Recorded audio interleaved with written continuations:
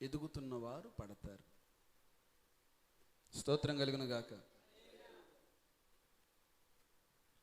ఎవరు పడుతున్నారు?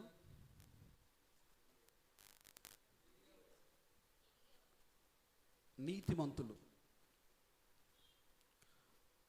నీతిమంతులు 7 మార్లు పడిపోయినా తిరిగి లేస్తారు అని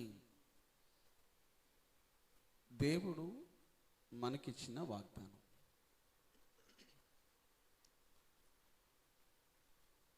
భూమి మీద ఉన్న మనుషులందరూ అన్నారా? అన్లా. ఏ భక్తి చేసినా అన్నారా? అన్లా.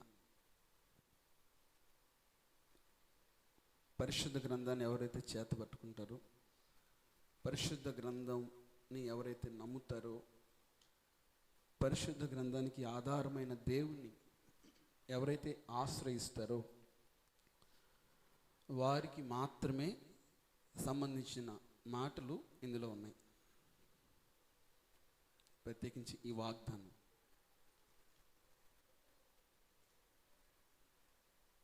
ఏ మనిషికైనా ఇందులో ఉన్న విషయాలు, దేవుని మాటలు లేదా దేవుని వాగ్దానాలు, మనం చదువుకునే వాక్యాలు, అవి వర్తించాలంటే ఆ మనిషి దానికి సంబంధించిన వాళ్ళై ఉండాలి.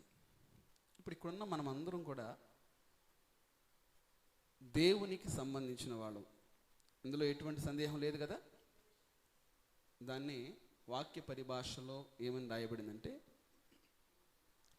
మీరు మీ సొత్తు కారు, మీరు దేవుని సొత్తు.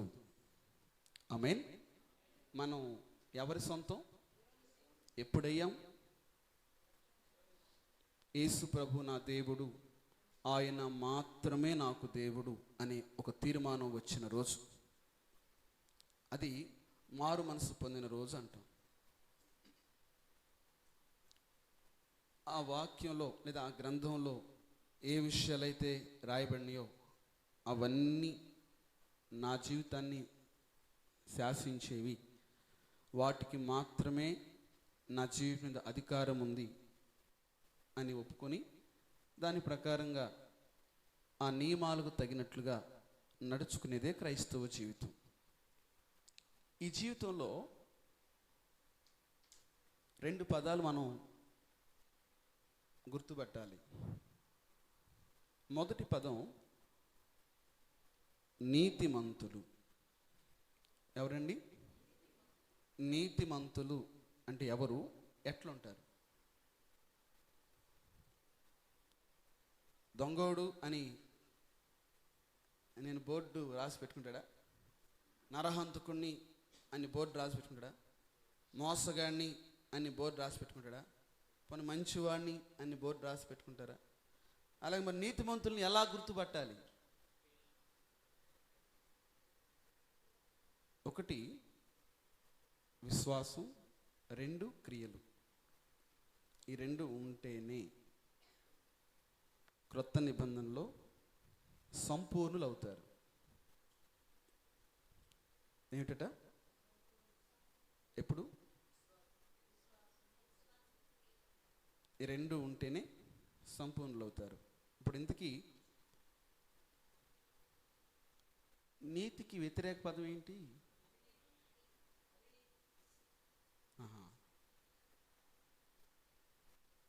నీతిమంతులుగా వ్యతిరేక పదం ఏంటి? అబ్బా, అది బైబిల్లో లేదుగా.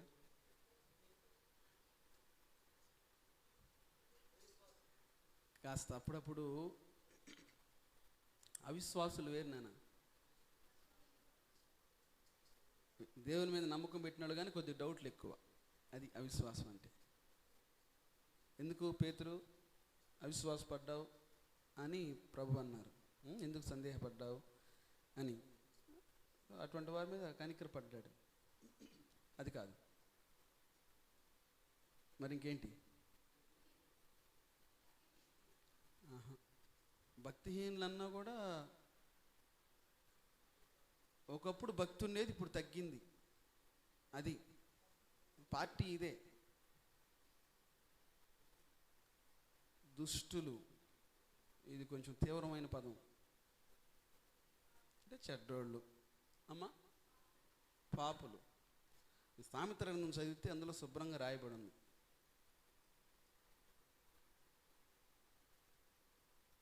సో నీతిమంతునికి వ్యతిరేక పదం ఏంటి?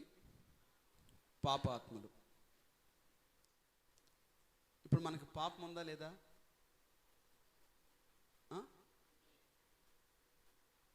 ఇదే పెద్ద సమస్య.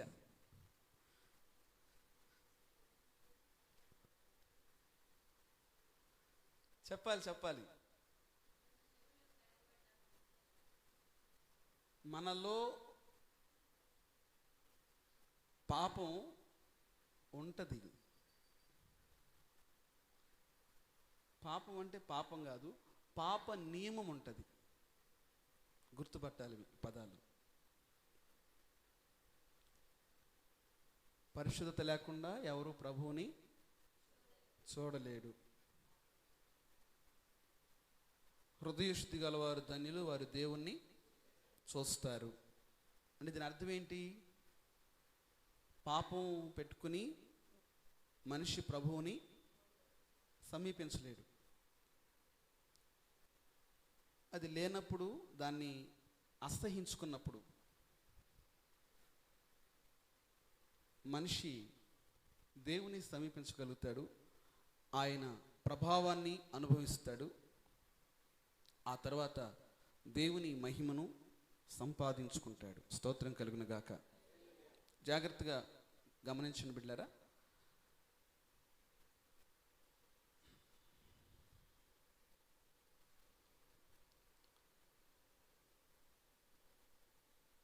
మరి జన్మతః పాపంలో పుట్టినటువంటి మనము, దావీదు అంటారు కదా, నేను పాపంలోనే కదా నా తల్లి నన్ను.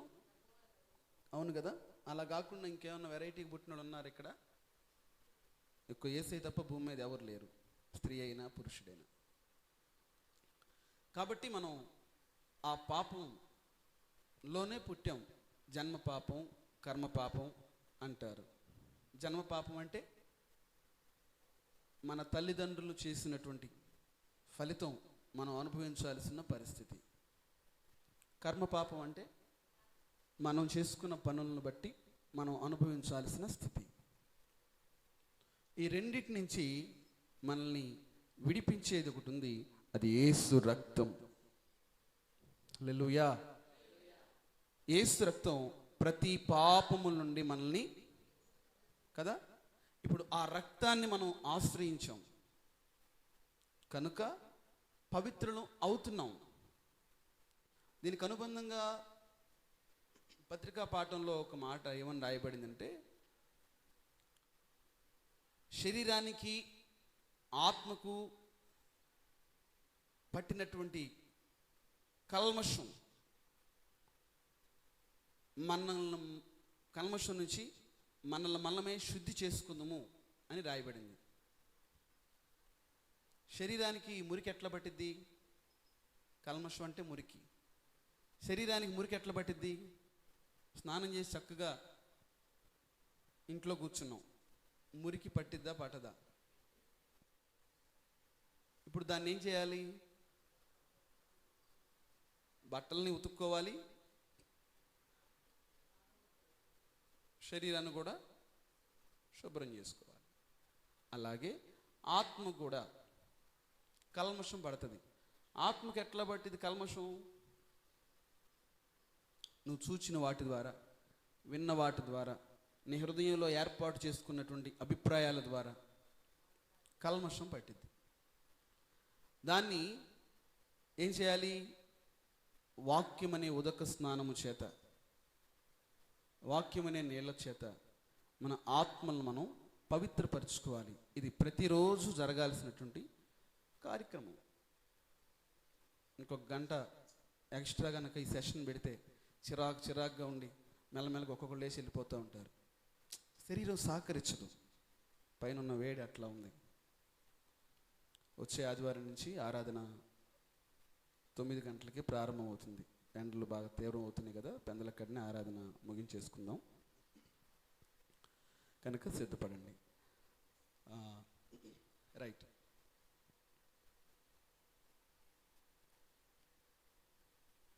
ఈ పాపములో నుంచి మనల్ని పవిత్రపరిచేది యేసయ్య రక్తం. ఎవరైతే యేసు ప్రభు మాత్రమే నా దేవుడు అని హృదయంలో విశ్వసించి నోటితో ఒప్పుకుంటారో వాళ్ళు రక్షణ పొందుతున్నారు. హల్లెలూయా. ఈ స్థలంలో కూర్చున్న అందరిలో దాదాపు ప్రతి ఒక్కరూ ఒకరిద్దరు వెనకున్న వాళ్ళు తప్ప మిగిలిన అందరూ కూడా ఆ స్థితిని కలిగి ఉన్నవారే. ఒక ప్రాముఖ్యమైన మాట మీకు చెప్పాలనుకున్నాను. యేసు రక్తం చేత కడగబడిన వాళ్ళు నీతిమంతులుగా తీర్చబడుతున్నారని లేఖనంలో చదువుతాం. హల్లెలూయా. ఇప్పుడు జన్మతః వచ్చినటువంటి పాపం మన కర్మ వల్ల, అంటే మన క్రియల వలన, మన నిర్ణయాలు తీసుకోవటం వల్ల కలిగినటువంటి దోషాలు అన్నీ కూడా యేసు రక్తంలో పరిహారం అయిపోయినాయి. అది ఒక్కసారి అయితే అయిపోయినట్టేనా? ప్రతిసారి జరగాల? ఎలాగైతే నువ్వు స్నానం చేయటం ప్రతిసారి అవసరమో, యేసు రక్తం చేత నువ్వు కడగబడటం కూడా అంతే అవసరం. వాక్యం చదువుకుంటున్నాం కదా, ఆత్మ కడగబడుతుంది అంటున్నారు కదా, మరలా యేసు రక్తం ఎందుకు అంటే ఫరో చేతి నుంచి నిన్ను విడిపించడానికి, అపవాది చేతి నుంచి విడిపించడానికి, నిందలు మోపేవాడి చేతి నుంచి నిన్ను విడిపించడానికి, మోసగాడి చేతి నుంచి నిన్ను విడిపించడానికి, నిన్ను ఆ సముద్రం దాటించి ఈ లోకపు నటన, ఈ యాత్ర జీవితాన్ని దాటించి నిన్ను పరలోకం చేర్చడానికి చప్పట్లు కొట్టి ప్రభు నామమున కనపరచు. నా దేవుని ప్రియులారా, ఇప్పుడు యేసు రక్తం చేత కడగబడిన వాళ్ళు అనగా రక్షించబడిన వాళ్ళు ఎలా రక్షించబడుతున్నారండి? యేసు ప్రభువే నాకు దేవుడు, ఆయన తప్ప ఇంకెవ్వరికి నా హృదయంలో కానీ నా ఇంట్లో కానీ చోటు లేదు అనే ఒక తీర్మానం, ఒక నిర్ణయం తీసుకుని ఆయన్నే వెంబడిస్తూ ఆయన నియమాల ప్రకారంగా నడుచుకుంటున్న వాళ్ళు దేవుని బిడ్డలవుతారు. దానికి సాక్ష్యార్థంగా ఉండడం కోసం ఆయన ఇచ్చిన ఆజ్ఞలలో ప్రథమ ఆజ్ఞ, నమ్మిన వాళ్ళు బాప్తీసం పొందుతారు. ఇలా బాప్తీసం పొందడం ద్వారా ఒక వ్యక్తి నీతిమంతుడుగా, నీతిమంతురాలుగా తీర్చబడుతున్నారు. మొదట హృదయంలో నమ్మారు, రెండవది క్రియాపూర్వకంగా చూపించారు. ఇలా నీతిమంతులుగా తీర్చబడ్డారు. అయితే లేఖనంలో మనం చదువుకున్న మాట ఏంటంటే, ఇలా నీతిమంతులుగా తీర్చబడిన వాళ్ళు సైతం పడిపోతున్నారు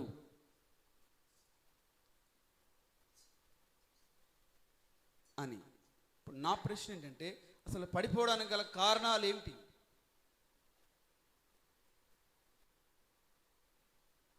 ఓపిక లేకపోవటం, అంతేగా. మా పాప ఉంది, సంవత్సరంన్నర, రెండో సంవత్సరంకి వస్తుంది.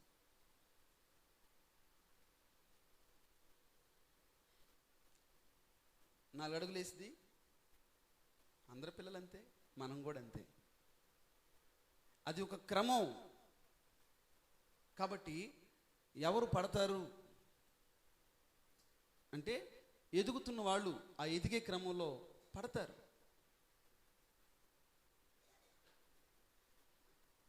అయితే ఈరోజు మనం ధ్యానం చేస్తున్న విషయం ఏంటంటే, అలా పడిపోవడానికి ఉన్న మార్గాలు ఏంటి, ఆ కారణాలు ఏంటి అనేది మనం ధ్యానం చేస్తున్నాం ఈరోజు. నా మాటలు అర్థమైన వాళ్ళు స్తోత్రం చెప్తారా? నీతిమంతులు 7 మార్లు పడినను, 7 మార్లు అంటే 7 అనేది సంపూర్ణతకు గుర్తు. 7 దినములలో ఆయన సృష్టి అంతటిని సంపూర్ణం చేశాడు. ఆ 7 గురించి చెప్పుకుంటూ వెళ్తే చాలా ఉన్నాయి. 7 అనేది సంపూర్ణతకు గుర్తు. అంటే సంపూర్ణంగా పడిపోయాను, ఇక నాకు లేవడానికి అవకాశం లేదు అనుకున్నా కూడా నేను వచ్చి నిన్ను లేపుతానంటాడు ఆయన. హల్లెలూయా. నీకు లేసే ఓపిక లేకపోతే నేను నిన్న సంకలో పెట్టుకుంటానంటాడు. స్తోత్రం కలుగును గాక. ఆ సంకలో కూడా ఉండే ఓపిక లేదనుకో, చేతుల్లో పెట్టుకుంటా. స్తోత్రం కలుగును గాక. ఎప్పుడు దాకా? పిల్లలప్పుడే కాదు, ముసలితనం వచ్చినా కూడా. హల్లెలూయా. అయితే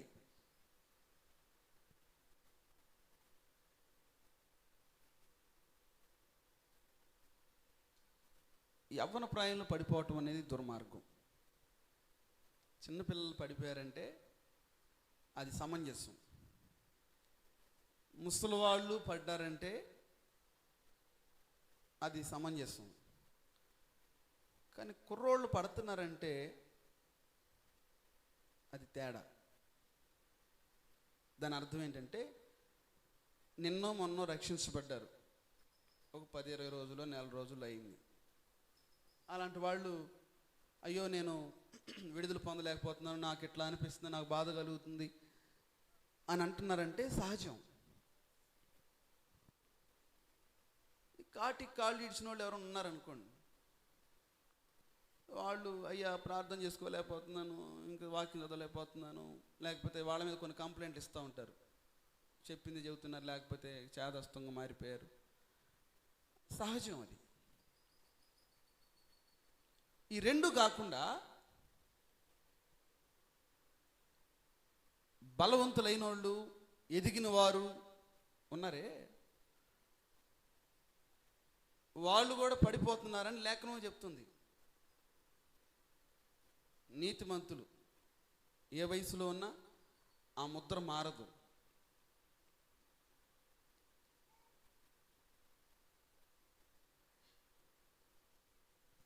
ఎక్కడ పడిపోతున్నారు? పడిపోవడానికి గల కారణాలు ఏంటి అని దేవుని వాక్యాన్ని ధ్యానించినప్పుడు కొన్ని విషయాలు ప్రభు నా గమనంలోకి తీసుకొచ్చారు. వాటిని మీతో పంచుకోవాలని ఆశపడుతున్నాను. చదువుకుందామా? మొదటి మాట, ఒక 5 మాటలు చెప్తాను. మొదటి మాట సామెతల గ్రంథంలోనే 28వ అధ్యాయము 18వ వాక్యం. మొదటి మాట,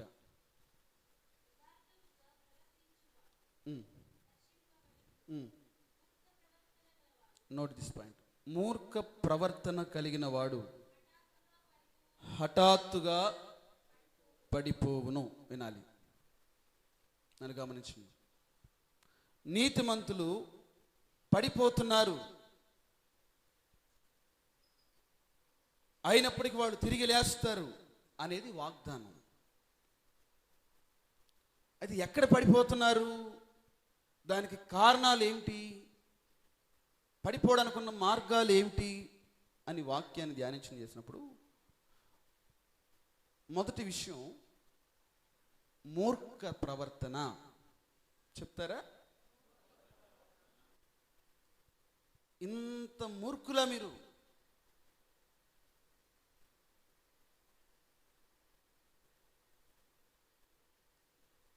వాళ్ళెంత మూర్ఖులోనండి, ఈమెంత మూర్ఖురాలోనండి. యోబు అంటారు, మూర్ఖురాలు మాట్లాడినట్లుగా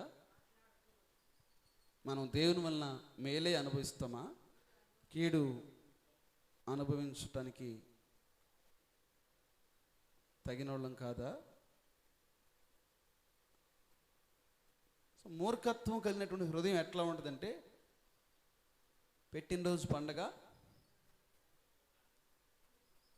పెడితే పెళ్ళి, లేకపోతే సాగు. ఎప్పటికప్పుడే. విచిత్రమైన విషయం ఏంటంటే, ఇదే ఒక కార్యం లేదా ఒక సహాయం మనిషి చేస్తే ఆ మనిషిని గుర్తుపెట్టుకుని, ఆ మనిషిని మనసులో పెట్టుకుని కృతజ్ఞత కలిగిన వారమై వాళ్ళ కొరకు ఏవేవో చేయాలని ప్రయత్నం చేస్తూ ఉంటాడు మనిషి. మనిషి చేయలేనటువంటి కార్యాలు దేవుడు చేస్తే అద్భుతమైన దేవుడు, గొప్ప దేవుడు, ఆశ్చర్యకరుడు. ఎంతకాలం? ఆ పూటకే. మళ్ళీ తెల్లారు లేస్తే ఇవాళ ఏంది? నిన్నేదో జరిగింది లేకపోతే, అప్పుడేదో జరిగింది లేకపోతే. దీన్ని ఏమంటారంటే మూర్ఖత్వం అంటారు. ఏమంటారు? మూర్ఖ ప్రవర్తన అనేది ఒకటి ఉంది. మూర్ఖ ప్రవర్తన అంటే ఏంటి?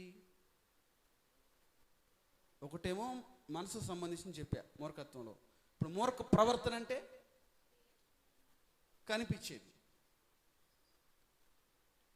దానికి చిన్న పెద్ద ధనిక ఏమండి భేద, లేకపోతే పేదోళ్ళు రాజులు అట్లేముండదండి. ఏ స్థితిలో ఉన్నా దానికి ఉన్న లక్షణం ఏమిటయ్యా అంటే, దానికి ఉన్న గుణం ఏమిటంటే బడేల్మని పడిపోతారు, అకస్మాత్తుగా పడిపోతారు. ఎందుకు వీళ్ళు ఇలా చక్కగా ఉన్నారు కదా, ఎందుకు ఇలా పడిపోయారు అకస్మాత్తుగా అంటే లేఖనం అంటది మూర్ఖ ప్రవర్తన. ఓ చక్కని ఉదాహరణ మీకు ఇస్తాను. దానియేలు ప్రవచన గ్రంథం 4వ అధ్యాయంలోనికి రండి. 27వ వచనం. దానియేలు ప్రవచన గ్రంథం 4వ అధ్యాయము 27వ వాక్యం.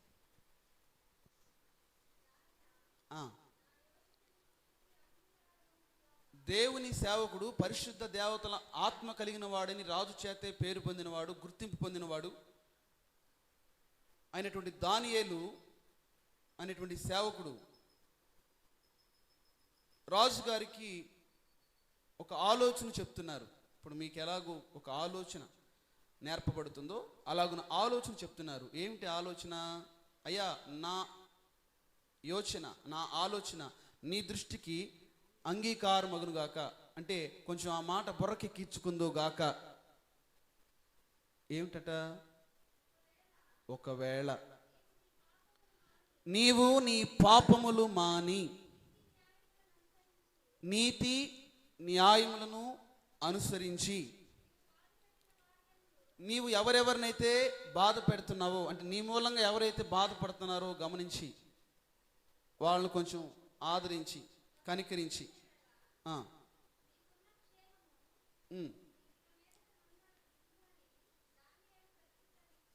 ఇలా 3 పాయింట్లు చెప్పాడు, 3 మాటలు చెప్పాడు. ఒకటి, పాపాలు మానేయాలి. పాపాలు ఏం చేయాలి? పాపమా పాపములా? 2 మీకు అర్థమైందా? ఒకటి మానేయాల్సింది ఏంటిది? పాపాలు. పాపం అంటే ఏంటి? ఏదైతే వద్దన్నారో అది చేయటమే పాపం.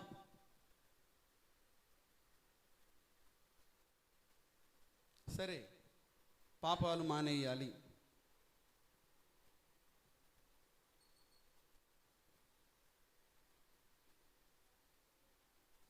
అయ్యో పాపం, ఆ పాపం కాదు, ఇది మనల్ని మింగేసే పాపం. ఒకటి కాదు, పాపాలు మానేయాలి. ఉదాహరణకి గతంలో లోకం మీద ఎక్కువ ఆశలు సంపాదించుకోవాలని కానీ, లేకపోతే ఇద్దరిని అబద్ధం చెప్పడం కావచ్చు, మోసం చేయటం కావచ్చు, దొంగతనాలు చేయటం కావచ్చు, వ్యభిచారం చేయటం కావచ్చు, త్రాగుబోతనం కావచ్చు, రకరకాలు. ఇవి కొన్ని అలవాట్లు ఉంటాయి మనుషులకి. ఈ అలవాట్లు యేసయ్య దగ్గరకు వచ్చిన తర్వాత యేసయ్య చెప్తారు, ఇక మీదట అల్లరితో కూడిన ఆటపాటలు, వ్యర్థమైన టీవీ షోలు, జబర్దస్తులు, వ్యర్థమైన మోజులు జోలికి పోకుండా, స్నాప్షాట్లు జోలికి పోకుండా, ఎవరి జోలికి పోకుండా, టెక్నాలజీ జోలికి పోకుండా సమయాన్ని జ్ఞానుల వలె సద్వినియోగం చేసుకుంటూ ఉండాలి.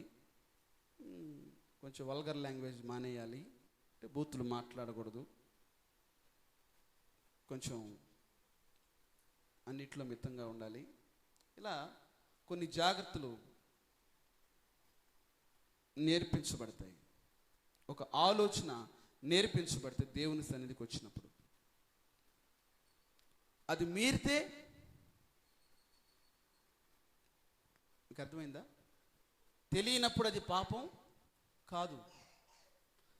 తెలిసిన తర్వాత, చెప్పిన తర్వాత కూడా కావాలని చేస్తే మూర్ఖత్వం. అలా మూర్ఖ ప్రవర్తన కలిగిన వాళ్ళు హఠాత్తుగా పడిపోతారు అని లేఖనం యొక్క సారాంశం. నెబుకద్నెజరు అనేటువంటి రాజు దానియేలును చూసి ఇతడు పరిశుద్ధ ఆత్మ కలిగిన వాడు అని గుర్తుపట్టాడు. ఇతనిలో దేవుని యొక్క ఆత్మ ఉంది, దైవిక జ్ఞానం చేత నింపబడిన వాడు అని గుర్తుపట్టాడు. దానియేలును పిలిచేదానికంటే ముందే ఆయనకి ఒకటేదో కళ్ళ ముందు కనపడింది. అది కల అర్థం కావట్లా, దర్శనం అర్థం కావట్లా. దర్శనం అనే పదం వాళ్ళకి అర్థమైతేక ఆ పదమే పరిచయం లేదు. మొత్తం మీద అక్కడక్కడ అనుకుంటుంటే ఎక్కడో విన్నట్టున్నాడు. అది కల అర్థం కావట్లా. మీరు అధ్యాయం చదివితే చక్కగా గమనించవచ్చు ఆ మాటలు. కళ అంటాడు కాసేపు, దర్శనం అంటాడు కాసేపు. అది ఏం చెప్పాలో కూడా అర్థం కావట్లేదు. మొత్తానికి ఏదో నేను నిద్రపోయానంటే నిద్రపోలేదంటాడు. దాన్ని మరి ఏంటంటే ఏమో అంటాడు. దర్శనం అని చెప్పడం రాక తర్వాత ఎవరో పక్కన దాన్ని అట్ట వస్తే దర్శనం అంటారని అంటే అదే దర్శనంలే అని. ఏమొచ్చింది నీ కళ? అదే దర్శనం అంటే ఓ చెట్టు ఉంది, దాన్ని నరికేయమన్నారు, నరికేశారు. అప్పుడు దాకా దాని మీద ఉన్న కొమ్మల మీద ఉన్నటువంటి ఆ పక్షులన్నీ ఎగిరిపోయినాయి, మొద్దు ఒకటే మిగిలింది. అట్లా 7 కాలాలు ఉండాలని చెప్పారు. నాకు మెలకు వచ్చింది, మనసులో అంతా గందరగోళంగా ఉంది. ఏంటి ఈ కళకు అర్థం అని శకునగాండ్రుల్ని, మాంత్రికుల్ని, తాంత్రిక విద్యలు తెలిసిన వాళ్ళని, సోది చెప్పేవాళ్ళని అందరిని పిలిపించుకున్నాడు. ఏమి చెట్టు అయ్యా, ఏమి కొమ్మలో? చెట్టు కొమ్మలంటే కనపడుతున్నాయిగా, ఏమో మాకు అర్థం కాల అంటే భలే ఎవడు దొరికారు నాయన అని. అదిగో పరిశుద్ధాత్మ చేత నింపబడిన ఒక వ్యక్తి ఉన్నాడు, దానియేలు. ఈ దానియేలు దగ్గరికి వెళ్ళాలి అని దానియేలు పిలిపించుకుంటే దానియేలు ఆ కల విని 1 గంట సేపు అలాగే విస్మయం అందిపోయి అలా చూస్తున్నాడు. ఏంటి నా ముఖం చూసి ఇంతలా కలవరపడిపోతున్నాడు ఏంటి ఈ మనిషి? నేనంటే చాలా ప్రాణం కదా ఈ మనిషికి, ఈ అబ్బాయికి. ఏంటి నన్ను చూసి అలా కలవరపడిపోతున్నాడు, నా ముఖం నేను చెప్పిన ఆ మాటలు చెప్పగానే అని. ఏంటయ్యా విషయం అంటే, అయ్యా నీకొచ్చిన ఈ కళ యొక్క భావం నీ శత్రువులకి రావాలని కోరుకుంటున్నాను, నేను నీకు రాకూడదు. అసలు ఏంటి, ఏం జరిగిందో చెప్పు, నీకు అర్థమైందనే విషయం నాకు అర్థమైంది, చెప్పు నాకు అంటే. ఏం లేదు, ఇప్పుడు నువ్వు పాపాలు చేస్తున్నావు, నువ్వు ఒక రాజు అయ్యండి నీతిగా బ్రతకట్లా, న్యాయాన్ని త్రిప్పివేస్తున్నావు, అన్యాయంగా ప్రవర్తిస్తున్నావు. నీకున్న అధికారాన్ని బట్టి చాలామంది బాధపడుతున్నారు. వాళ్ళ మీద కనికరం చూపకుండా కఠినంగా ప్రవర్తిస్తున్నావు. ఒక రాజుగా నీకు ఇది తగదు. నీకు వచ్చిన కళ యొక్క అర్థం ఏమిటంటే, నువ్వు ఇట్లాగే గనక ప్రవర్తిస్తే, ఆ పద్ధతి కనుక మార్చుకోకపోతే, ఆ మూర్ఖత్వాన్ని కనుక విడిచిపెట్టకపోతే నీకు అర్థమవుతుంది నేను చేసే తప్పు, నేను న్యాయంగా ప్రవర్తించట్లా, నేను నీతిని విడిచిపెట్టేశా, నా ద్వారా అనేక మంది నా మాటల ద్వారా బాధపడుతున్నారు, ప్రవర్తన ద్వారా బాధపడుతున్నారని అర్థమైనా కూడా ఇంకా కఠినంగా ప్రవర్తిస్తున్నావు. రాజా, ఒకవేళ ఆ మూర్ఖత్వాన్ని వదిలేసి నా మాటలు కొంచెం నీ మనసులో పెట్టుకొని ఆ పాపాలు మానేసి నీతి న్యాయం అనుసరించి నువ్వు ఎవరైతే బాధ పెట్టావో వాళ్ళ మీద కనికరపడితే, వాళ్ళని సంతోషపెడితే, 127 సంస్థానాల మీద అహష్వేరోషు రాజు ఎట్లా ఉన్నాడు, ఇప్పుడు రోమా బబులోను సామ్రాజ్యాన్ని పరిపాలిస్తున్నటువంటి నీవెట్లాగూ ఈ సంస్థానాలన్నింటి మీద రాజుగా ఉన్నావో ఇదే క్షేమం, ఇదే స్థితి, ఇదే రాజస్థితి నీకు ఇక మీదట కూడా ఉంటుంది, అది ఎక్కడికి పోదు, గుర్తుపెట్టుకో అని ఒక ఆలోచన చెప్పాడండి. ఏం చెప్పారు? ఎవరు? దేవుని సేవకుడు, పరిశుద్ధ దేవుని యొక్క ఆత్మ కలిగిన వాడు, పరిశుద్ధ ఆత్మ కలిగినటువంటి దేవుని సేవకుడు దేవుని మాటగా ఒక ఆలోచన చెప్పాడు. ఆల్రెడీ ఆ రాజుగారికి తెలుసు నేను పాపం చేస్తున్నాను అని. ఆల్రెడీ తన మనస్సాక్షికి తెలుసు నేను నీతిని వదిలిపెట్టాను, నేను న్యాయంగా బ్రతకట్లేదు, నా ద్వారా చాలామంది బాధపడుతున్నారు, అయినా నేను కఠినంగానే ఉంటున్నాను అనే విషయాలు చాలా స్పష్టంగా తెలుసు. అయినా ప్రేమ కలిగిన దేవుడు మరొకసారి కల రూపంలో అతను చూపించి దాన్ని వివరించగలిగే ఆ శక్తి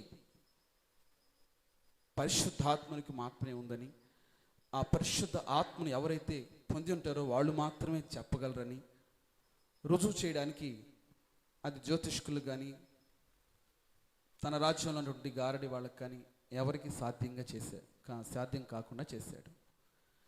ఎప్పుడైతే దానియేలు ఎదురుకొచ్చాడో ఆ విషయాన్ని చాలా సింపుల్గా చెప్పేశాడు. వినటంతోనే దానికున్న అర్థాన్ని చెప్పేశాడు.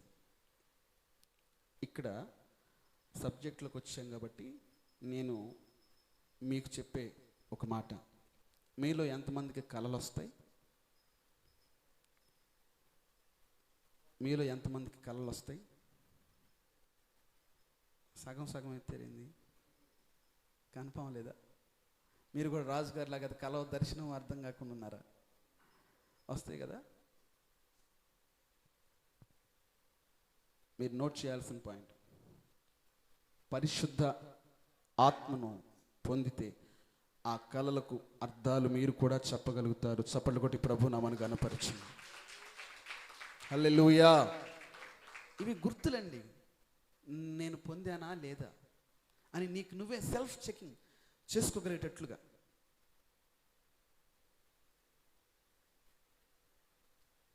దానియేలు గురించి రాబడిన ఒక మాట, సకల విధములైనటువంటి స్వప్న దర్శనముల యొక్క భావములను గ్రహించగలిగినటువంటి శక్తి కలిగిన వాడై ఉండెను. ఇది ఎట్లా వచ్చింది? పరిశుద్ధాత్మ ద్వారా మాత్రమే సాధ్యం. ఆమేన్. యోసేపుకి ఒకప్పుడు తనకొచ్చిన కలకి అర్థం చెప్పే కృప లేదు. అప్పుడు చిన్నోడు, 13 సంవత్సరాలు, క్షమించాలి 17 సంవత్సరాలు.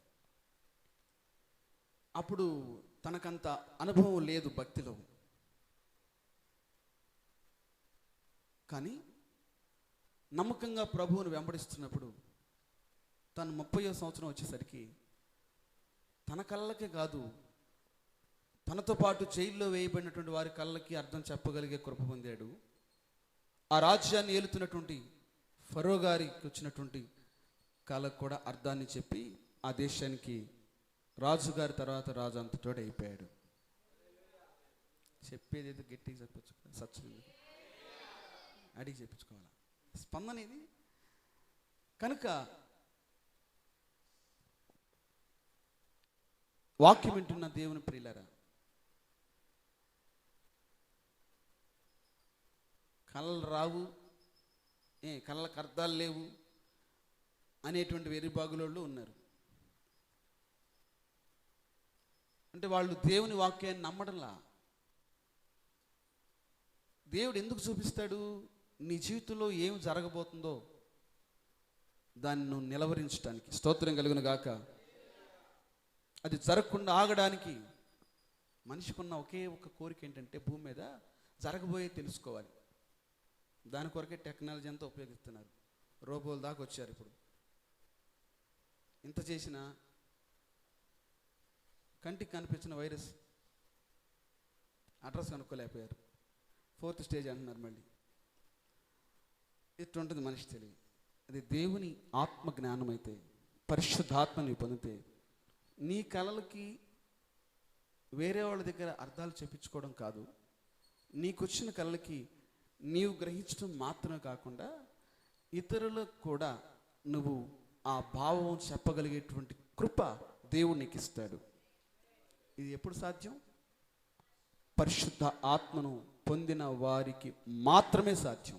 గుర్తుపట్టండి. ఇప్పుడు దానియేలు చెప్తున్నారు ఒక ఆలోచన, అయ్యా నీ మూర్ఖత్వాన్ని ఒడిచిపెట్టు. నీకు తెలుసు ఆల్రెడీ పాపాలు చేస్తున్న సంగతి, నీకు తెలుసు ఆల్రెడీ న్యాయంగా లేవనే సంగతి, అన్యాయంగా ప్రవర్తిస్తున్నావు, నీతిని విడిచిపెట్టావు, అది నీకు అర్థమవుతుంది. నిన్ను బట్టి చాలామంది దుఃఖపడుతున్నారు, బాధపడుతున్నారు, అది నీకు అర్థమవుతున్నా ఇంకా అలాగే కఠినంగానే ఉంటున్నావు. అక్కడ రాజుగారికి వాళ్ళ ప్రజలు, వాళ్ళ కుటుంబీకులు, నీ ఇంట్లో నువ్వే రాజువి, నీ ఇంట్లో నువ్వే రాణివి అని బైబిల్ చెప్తుంది. పురుషుడు యజమానుడు, స్త్రీలైతే గృహ పరిపాలన జరిగించాలి, అది నేను వాళ్ళకి అప్పగించాను, స్వాస్థ్యంగా ఇచ్చానని ప్రభు చెప్పాడు. పరిపాలన అంటే బతిమలాడతారా, ఆజ్ఞాపిస్తారా?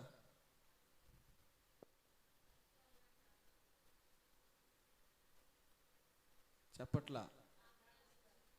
గృహ పరిపాలన అనేది దేవుడు మీకు ఇచ్చాడు. స్తోత్రం చెప్పండి. కుటుంబ పరిపాలన అనేది దేవుడు పురుషునికి ఇచ్చాడు. సో నీ ఇంటికి నువ్వు యజమానుడివి.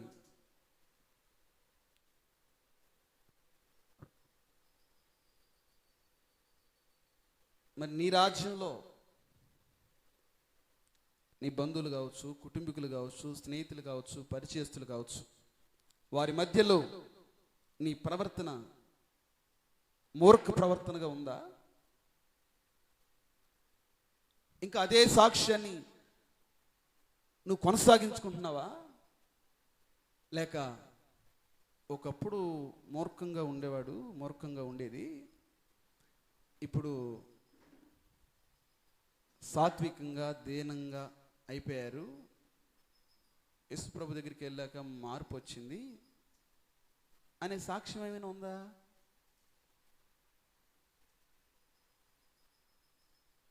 ప్రభు దగ్గరికి రాకమునుపు సహజం, ప్రభు దగ్గరికి వచ్చిన తర్వాత కూడా మార్పు లేకపోతే హఠాత్తుగా పడిపోతారు. అవే కారణం, అదే బలహీనత, ఆత్మలో శక్తి పొందుకోవడానికి కారణం. వాటిలో ఒకటి మూర్ఖ ప్రవర్తన. అంటే ఏంటంటే నీకు తెలిసినా కూడా, నీకు అర్థమైనా కూడా, ఇతరులు బాధపడుతున్నారని నీవు గమనించినా కూడా ఇంకా అట్లాగే కావాలని కొనసాగిస్తావే, అది మూర్ఖ ప్రవర్తన. అది ఉండకూడదు. అది ఉంటే పడిపోతారు. నీతిమంతులే, సమస్య లేదు, సందేహమే లేదు. ఆయన రక్తాన్ని ఆశ్రయించావు గనుక, ఆయన రక్తం చేత కడగబడ్డావు గనుక నీతిమంతులే. ఇది మూర్ఖ ప్రవర్తన అకస్మాత్తుగా పడిపోయేదానికి కారణమవుతుంది. 28వ వచనం చదివితే, దానియేలు ప్రవచనంలో 4:28, సేవకుడు ఏదైతే చెప్పాడో రాజుగారికి ఏం సంభవించిందంటే, నన్ను గమనించండి, క్లుప్తంగా చెప్పేస్తా. మీరు అక్కడ చూసుకుంటుంటే చాలా టైం పట్టింది, కొత్త వాళ్ళు ఎక్కువ ఉన్నారు కదా. నన్ను గమనించండి. నెబుకద్నెజరు రాజుగారే అయినప్పటికీ దేవుడు మాట్లాడినటువంటి విషయాలను మర్చిపోయి మూర్ఖంగా, నిర్లక్ష్యంగా ప్రవర్తించడాన్ని బట్టి రాజుగా ఉన్నటువంటి ఆ స్థితిని కోల్పోయి అక్కడి నుంచి పడిపోయాడు. పడిపోయి ఇప్పుడు రాజు టీవీ లేదు, రాజుగారికి ఉండాల్సినటువంటి మనస్సు లేదు. ఏ మనసు వచ్చింది తెలుసా? పశువు వంటి మనస్సు వచ్చిందని రాయబడింది. ఏ మనసు? కొంతమంది చూసి పశుప్రాయులండి, నీకంటే పశువు నయం అంటూ ఉంటారు. అంటే ఏంటి? అంత మూర్ఖత్వం ప్రభు బిడ్డలుగా అది మనకి ఎంత మాత్రం తగదు కదా. మార్పు చెందుదాం, గ్రహించుదాం, నేర్చుకుందాం, విడిచిపెట్టి బలవంతులమవుదాం. స్తోత్రం కలుగును గాక. పశువు వంటి మనసు 7 సంవత్సరాలు అదే స్థితిలో ఉండాల్సి వచ్చిందండి. 7 సంవత్సరాలు, ఒకరోజు 2 రోజులు కాదు.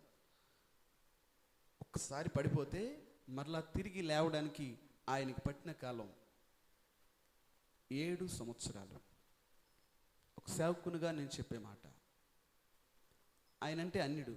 దేవుని గురించినటువంటి పరిశుద్ధ గ్రంథాన్ని ఎప్పుడు చదవాలా, పరిశుద్ధులతో సహవాసం చేయలా.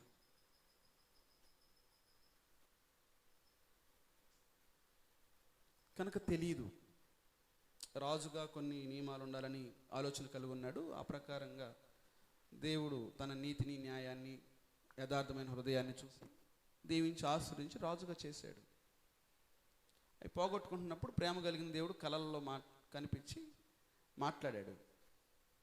ఇక్కడ మీకు చెప్పే మాట ఏంటంటే, నేను దేవుడు నీతో కలల ద్వారా మాట్లాడాలని కోరుకోవద్దు, కానీ దేవుడు వాక్య స్వరూపి అయి మాట్లాడుతున్నప్పుడు ఆ మాటలు గ్రహించాలని ఆ ఆలోచన నీకు రావాలి. స్తోత్రం కలుగును గాక.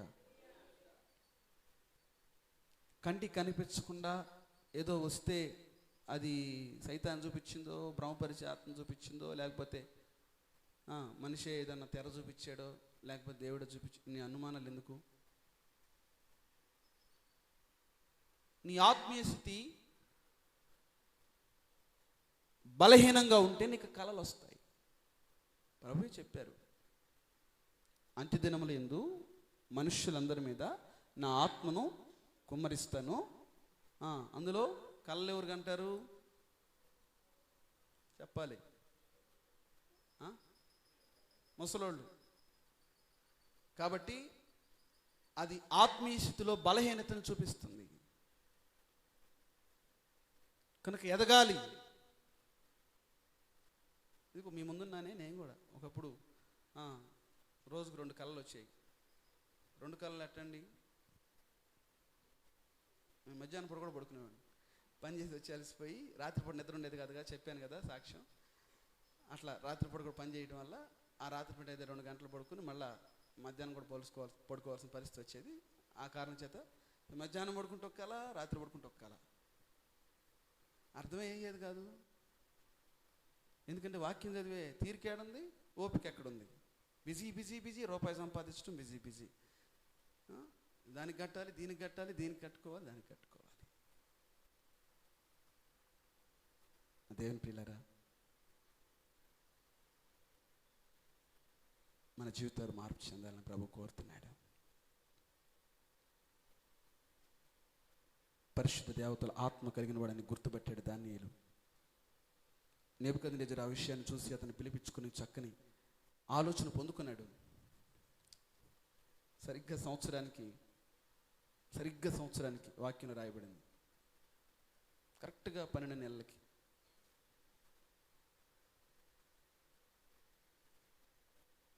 ఆయన చెప్పింది జరగనే జరిగింది. ఎందుకు అలా జరిగిందంటే, అతనికి సహవాసానికి వెళ్ళే అలవాటు లేదు. రాజుగారే, కానీ వాక్యం చదివే అలవాటు లేదు.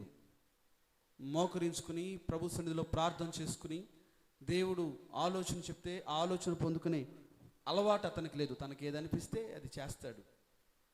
మంచి మనసే, మంచోడే. అలాగే మీలో కూడా చాలామంది ఉంటారు.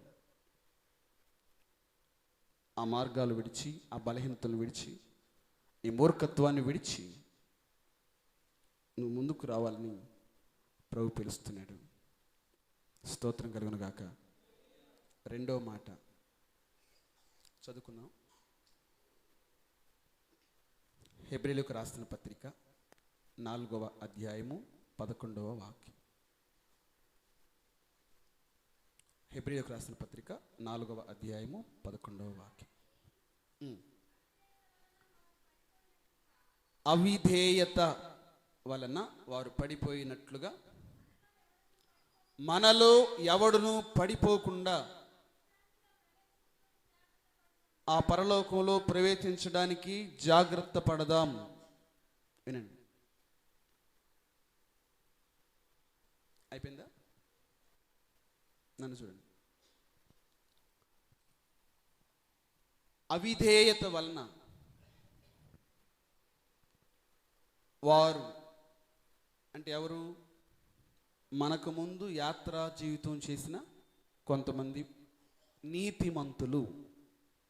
ఎవరండి? మనకు ముందు యాత్రా జీవితం చేసిన నీతిమంతులు లో కొంతమంది విశ్రాంతులు ప్రవేశించలేదట. మరి ఎక్కడికి వెళ్ళారు? వేదనాకరమైన స్థలంలోకి వెళ్ళారు. భక్తి పరులే, అన్నీ చేస్తారు, కానీ అవిధేయత. దానికి వ్యతిరేక పదం ఏంటి? దాన్ని ఇంకో పదం ఏంటి? తేలిక పదం వినయం. వినయము గలవారిని తగిన సమయములో హెచ్చించువాడవని.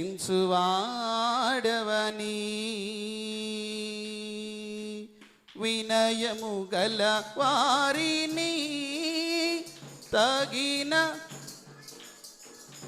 హెచ్చించువాడవని.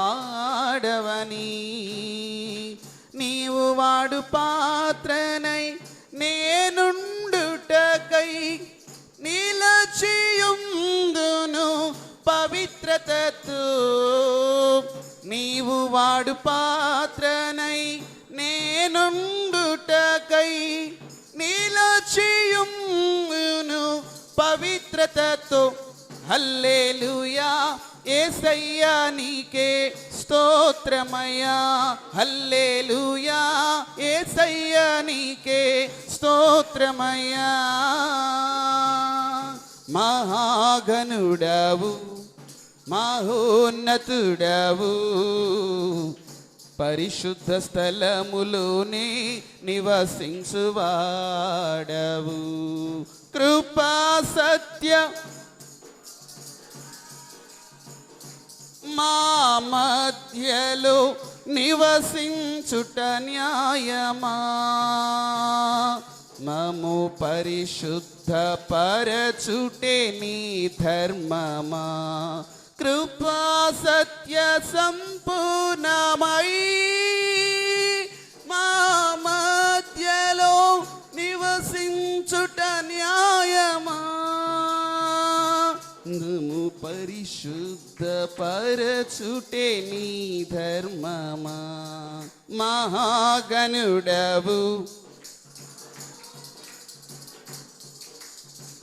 పరిశుద్ధ స్థలములోనే నివసించువాడవు. హల్లెలూయా. వినయం కలిగిన వారిని తగిన సమయంలో మీరు నడిపించబడుతున్న యాత్ర ప్రయాణం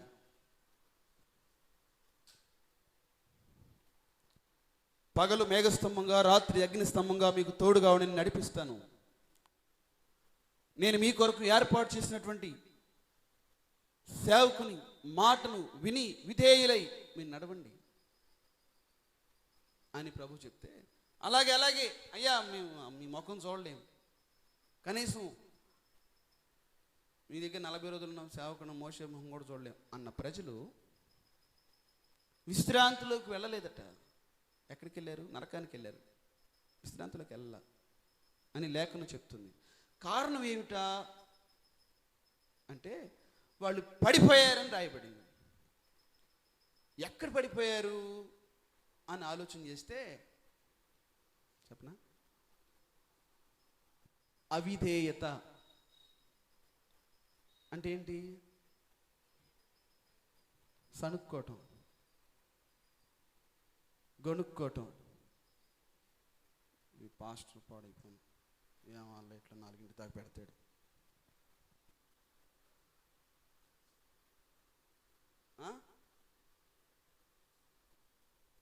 నాకు నిద్ర రాక పెడుతున్నా.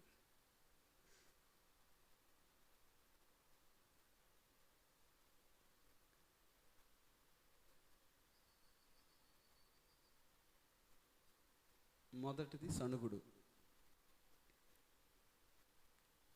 లేఖనం రాయబడింది, సణిగి సంహారకుని చేత నశించిరి. మరొకటి సంశయం, అంటే సందేహం.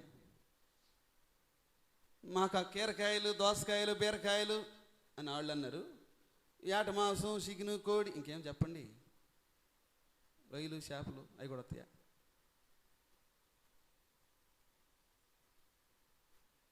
మాకు కావాలా? ప్రభు అంటారు, దేవుని రాజ్యం తినటం త్రాగటం కాదు, కానీ మరేంటిది? పరిశుద్ధాత్మ యందలి ఆనందం. స్తోత్రం కలుగును గాక. సందర్భం వచ్చింది కాబట్టి చెప్తున్నా. ప్రభు చెప్పిన మాట సహోదరులకి అడ్డం కలగజేసేది, వాళ్ళకి ఆటంకంగా ఉన్నది ఏదైనా మానివేయి అని చెప్పారు. సో ఇక మీదట దూర ప్రాంతం నుంచి వచ్చే మీరైనా, ఆన్లైన్లో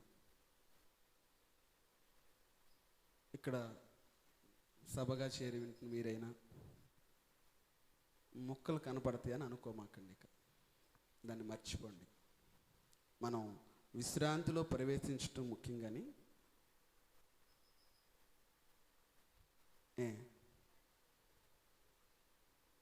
సణిగి సంహారకుని చేత సంపించాలని నాకైతే లేదు. ఇంతకాలం చెప్పలా, ప్రభు హెచ్చరించారు. 2 సంవత్సరాలుగా హెచ్చరిస్తున్నారు.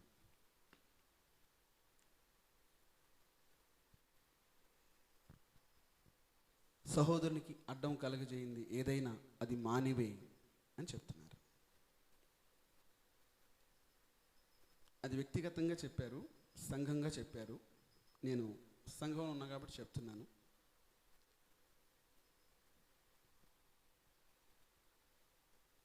వద్దా? ఉండదండి. ఎందుకంటే ఒకటి, చాలా ఖర్చు పెట్టుకుని నువ్వు ఏర్పాటు చేసుకుంటున్నావు, మంచిదే. అయితే దేవుని ఆత్మలో ఆనందించేదానికంటే బదులు ఆ వాసన నిన్ను లాగుతూ ఉంటుంది. నేను ఉన్నదన్నట్టుగా చెప్తున్నా. పరిశుద్ధాత్మ ఆవేశంలో దేవుడు ఏదన్నా ఒక 2 విషయాలు మంచి నీకు నేర్పించడం, చక్కగా వింటున్నారు అని అనుకుని వినిపించకపోతే ఇది తొందర చేసింది. ఒకటి ఉండిద్దిగా. అందుకని మన మందిరం లెక్క టైం కూడా కనపడదు. లేకపోతే ఇది వచ్చేది, టైం దాటిపోతుంది. నువ్వు వినాల్సిన విషయాలు వినకపోగా సణుగుడు మొదలైద్ది. ఇది నువ్వు చేరాల్సిన గమ్యాన్ని దూరం చేస్తుంది. అదే పప్పుచారు అనుకోండి. ఎప్పుడు పప్పుచారేగా.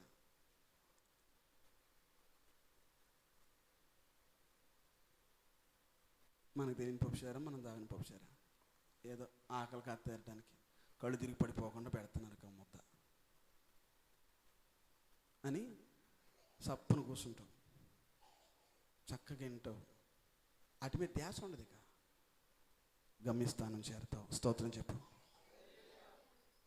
మనం ఏది చేసినా మన గురి చేరడానికి తప్ప మరొక దానికి కాదు. చాలా స్పష్టంగా ప్రభు మాట్లాడుతూ వచ్చారు. కనుక రకరకాల ప్రజలు మన మధ్యలోకి వస్తున్నారు కనుక ఆటంకం కలగ చేయొద్దు. మనం చక్కగా తింటున్నాం అనుకోండి, మొక్కలు వాళ్ళ మనసులో చూక్కుమంటదా అందా? నిజం చెప్పండి. అనిపించదా? అది పాపం అన్నాడు ప్రభు. కనుక అటువంటి వాటికి నేను అవకాశం తెలుసుకోవాలి.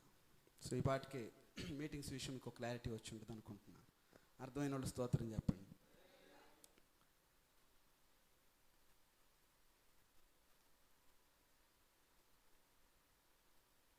అలాగే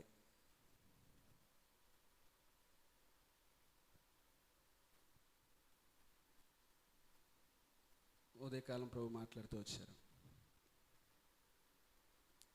బయట వాళ్ళు మన మీద దాడి చేయాలంటే మొదట లోపల వాళ్ళు సనుక్కుంటేనే సాధ్యం అని చెప్పారు. మీకు అర్థమైందా?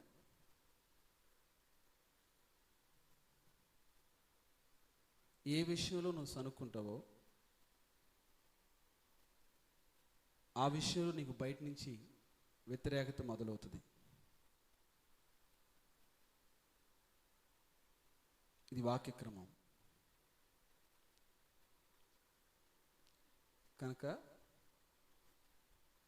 గత రాత్రి 2 విషయాలు మన దృష్టికి వచ్చినాయి.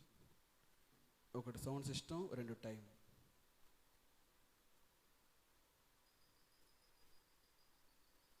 మొదట లోపల ఉన్నవారు అభ్యంతర పడితే అపవాదికి అవకాశం దొరికింది.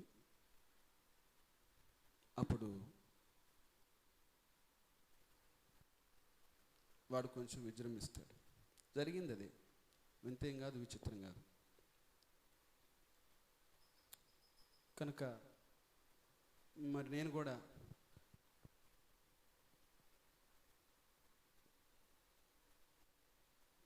ఒక సమావేశం పెట్టి చర్చించిన తర్వాత ఒక నిర్ణయం చేస్తా ఈ ఆల్నైట్ల విషయంలో. చాలా స్పష్టంగా ప్రభు మాట్లాడుతున్నారు. మమ్మల్ని ఎందుకు పెట్టారు ఇక్కడ ప్రభు? మీకోసం.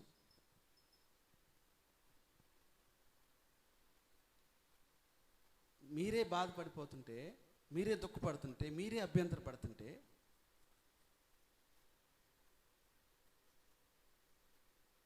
సంఘం మీదకి దాడి జరగకుండా ఎలా ఉంటుంది?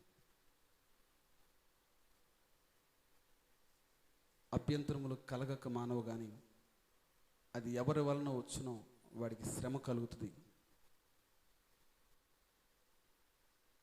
అన్యుడైనా అంతరంగంలో ఉన్నవాడైనా.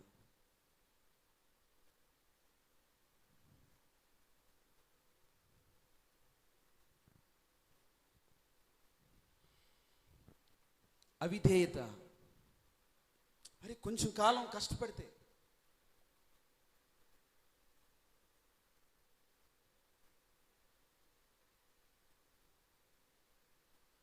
నేను మీరు కట్టినటువంటి కోటలు ఇస్తాను,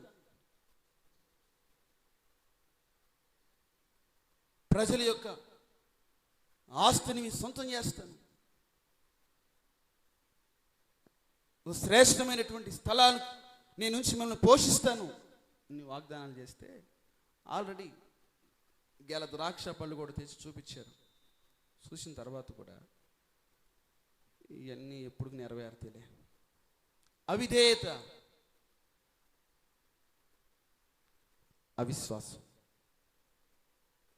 ఆ నమ్మకమే లేకపోతే బెడ్షీట్ మార్చేసి ఇంటికాడ పడుకోవచ్చుగా. ఇక్కడికి రావటం ఎందుకు? అభ్యంతర పట్టం ఎందుకు? బాధపడటం ఎందుకు? ఈవేళ ప్రభుపక్షంగా రోషం కలిగిన వాడు ఒక మాట చెప్తున్నా, చేస్తే భక్తి సరిగ్గా చేయి, లేకపోతే మానేయి. నష్టం నాకు కాదు.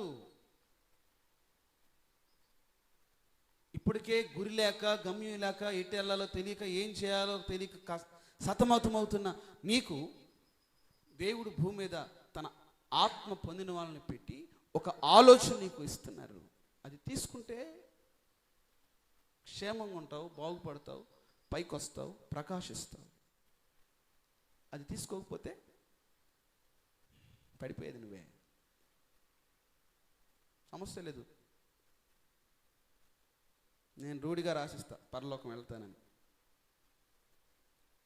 వేసుకున్న పునాదులు అలాంటివి. ఆ పునాదులకు మిమ్మల్ని తీసుకెళ్లాలని ప్రయాస. సీనియర్స్ ఉంటారు అనుకోండి, ఒక 20-30 సంవత్సరాల నుంచి దేవుని వెంబడిస్తున్న వాళ్ళు, వాళ్ళతో కొత్త వాళ్ళు మీకేం పోలిక? నువ్వు ఎదగాలి కదా, నువ్వు అనుభవం సంపాదించుకోవాలి కదా. వాళ్ళు అవన్నీ చేసే వచ్చారు.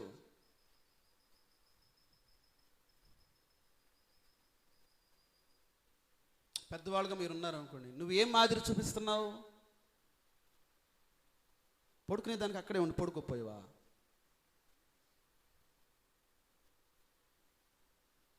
రెండు విషయాలు చాలా స్పష్టంగా ప్రభు హెచ్చరించాడు. మీకు తినడానికి స్థలాలు లేవా ఇళ్ళ దగ్గర? మొదటి మాట. 2, మీకు నిద్రించడానికి స్థలాలు లేవా? అలా చేయొద్దు. దేవుని మందిరం అంటే దేవుని మందిరమే. పడుకోవద్దా? అలా అని నేను అన్నాను. ఆరాధన సమయం లేనప్పుడు, వ్యక్తిగతంగా దేవుని సందులో గడపాలనుకున్నప్పుడు కొంచెం ప్రార్థన చేసుకుని అలసిపోయి, అది వేరే. ఆరాధన జరిగేటప్పుడు తప్పు తెలిసి సరిచేయకపోతే ఆ భారం, ఆ బాధ్యత నేను తీసుకోవాల్సి ఉంటుంది. కనుక గుర్తించుతాం. మనం చెప్పేదానికంటే మన దగ్గర చూసి నేర్చుకునేది ఎక్కువగా ఉంటుంది. వయసులో చిన్నవాళ్ళమైనా అనేక ఆశలు ఉన్నా వాటిని ఎందుకు బయటికి కనపడకుండా అణిచివేసుకుంటాం అంటే మాదిరి కోసం. దైవజన్ పౌలు అంటారు, అన్నిటి మీద నాకు స్వాతంత్రం ఉంది, హక్కు ఉంది, కానీ అన్నీ చేయదగినవి కాదు, మాదిరి కావాలి.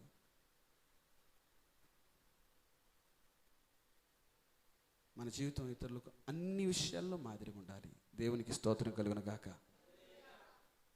కనుక అవిధేయత కలిగి అవిధేయులై వారు దేవుని రాజ్యాన్ని పోగొట్టుకున్నారు. ఆ విశ్రాంతిలో ప్రవేశించలేకపోయారు.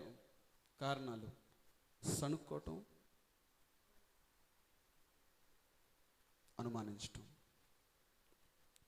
సందేహం వేరు.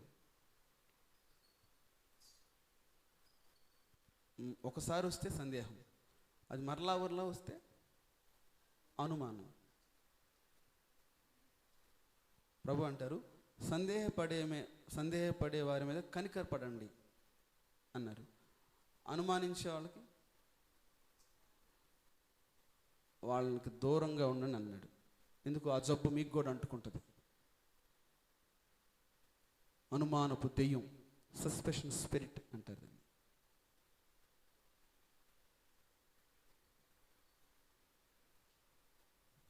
కొంతమంది ఆత్మలు పట్టి పీడించబడుతూ ఉంటారు.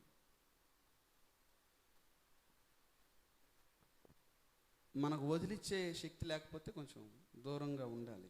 గమనించినప్పుడు అమ్మో ఇంత అనుమానమా అని అనిపించింది అనుకోండి, నీ మనసులో ఎప్పుడు ఎవరి గురించి అయినా, వాళ్ళకి దూరంగా ఉండటం మంచిది. నీకు అవి అంటుకోకుండా బాగుంటావు. దాని కుటుంబం అని లేదు, సంఘం అని లేదు, సమాజం అని లేదు, ఎవరైనా దూరంగా ఉండటం మంచిది. అప్పుడు నీవు క్షేమంగా ఉంటావు. అయితే మీకు ఒక మంచి మాట, మంచోళ్ళే అనుమానం ఎక్కువ. తోమా అనుమానస్తుడు,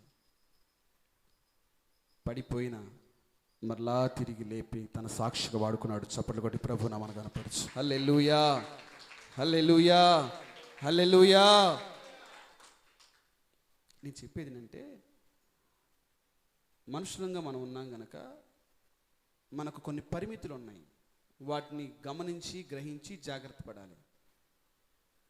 అయితే మనిషి నికార్సోళ్ళు అయితే హృదయ అంతరంగాల్ని పరిశీలించే దేవుడు దేవా అని అంటున్నారు గనక, ఆ నీతిని కాపాడుకోవడానికి ప్రయత్నం చేస్తున్నారు గనక, ఆయనకి ప్రార్థన చేస్తున్నారు గనక ఆయన లేపుకుంటూ వస్తాడు. హల్లెలూయా. మూడో మాట, మొదటి మాట ఏంటి?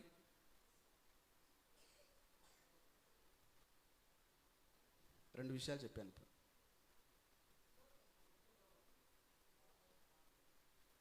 ఏమవుతారు? మూర్ఖ ప్రవర్తన ఉంటే హఠాత్తుగా పడిపోతారు. అలా పడిపోకూడదని నీకు తెలిసిన విషయాల్ని మరొకసారి జ్ఞాపకం చేసి ఒక ఆలోచన రూపంలో చెప్పి, జాగ్రత్త చెప్పి, హెచ్చరించి వదిలేస్తారు. అది నువ్వు జాగ్రత్తగా పట్టుకున్నావా సరే, దాన్ని నిర్లక్ష్యం చేస్తే తప్పనిసరిగా ఆ ప్రతిఫలం అనుభవిస్తావు. ఇది మొదటిది. దానికి పట్టే సమయం ఎవడు చెప్పలేడు. ఆయన గారికి 7 సంవత్సరాలు పట్టింది. నీకున్న మూర్ఖత్వాన్ని బట్టి ఎన్ని సంవత్సరాలు పట్టిద్దో పైకి లేవడానికి? ఒకడికి 38 సంవత్సరాలు పట్టింది పైకి లేవడానికి. అర్థమైన వాళ్ళు స్తోత్రం చెప్పండి. ఇంకొక ఆమెకు 12 ఏళ్ళు పట్టింది, ఇంకొక ఆమెకు 18 ఏళ్ళు పట్టింది. మూర్ఖత్వం ఏం లేదు. కనుక నీకెన్నాళ్ళు పట్టిద్దో? ఆల్రెడీ పడిపోయి ఉన్నావేమో. ఈ యొక్క శుభవేళ ఆయన పాద సన్నిధిలో నిలిచి నీవు గ్రహించి కన్నీటితో ప్రభువుని అడిగితే, నా ప్రభు మరలా సంపూర్ణంగా నువ్వు పడిపోయినా కూడా, నీకు ఆశలు నీకు లేకపోయినా కూడా ఆయన లేపి అద్భుతం చేయబోతున్నాడు. చప్పట్లు కొట్టి ప్రభు నామ గణపరచు. హల్లెలూయా, హల్లెలూయా. అవిధేయత అనేది పడిపోవడానికి కారణం. అందులో సణుక్కోవటం అనేది మొదటిది, అనుమానించటం అనేది రెండవది. ఈ 2 విషయాలు అవిధేయతకు కారణాలు. లోబడకుండా తిరుగుబాటు చేసి, అయితేనా మాట్లాడేది, దేవుడు మాతో మాట్లాడ్డా అన్నారు 250 మంది. భూమి అలా నెరవేర్చింది. ప్రాణాలు ఉన్నోళ్ళు ఉన్నట్టుగానే వెళ్ళిపోయారు. అవి మనకి ముంగుర్తులుగా, హెచ్చరికలుగా దేవుడు పెట్టారు. మిమ్మల్ని భయపెట్టాలని కాదు ఈ మాటలు చెప్తుంది. మనం విశ్రాంతిలో ప్రవేశించాలి. ఆమేన్. కనుక జాగ్రత్త పడమని ప్రభు హెచ్చరిస్తున్నారు. వాళ్ళు ఆ అవిధేయత వలన అలా సణిగి సంహారకుని చేత నశించారని రాయబడింది. అలాగే అనుమానంతో ఈడెక్కడ తీసుకెళ్తారు మన కణాన్ని అని, ఆయనతో మాట్లాడేది, మాతో కూడా దేవుడు మాట్లాడతాడులే అని అనుమానించి విశ్రాంతిలో ప్రవేశించలేక నరకాగ్నిలో కాలుతున్నారు. ఆత్మీయులేనండి, భక్తి కలిగిన వాళ్ళే, దేవుడంటే విశ్వాసం కలిగిన వాళ్ళే, పరిశుద్ధ సమాజంలో కనబడుతున్న వాళ్ళే వీళ్ళంతా. కనుక అటువంటివి మన జీవితంలోకి రాకుండా, ఒకవేళ తెలియక ఇప్పటికే అటువంటి పరిస్థితుల్లో నువ్వు ఇరుక్కుపోయావేమో, ప్రభువా నీ కన్నీరు విడిచి ప్రభు పాదాలకు చెంతకొస్తే ఆయన రక్తం నీలో ప్రవహించి ఆయన గుణగణాలు నీ గుణాలంగా మారిపోతాయి. ఆయన స్వరూపం నీలోకి వచ్చేస్తుంది.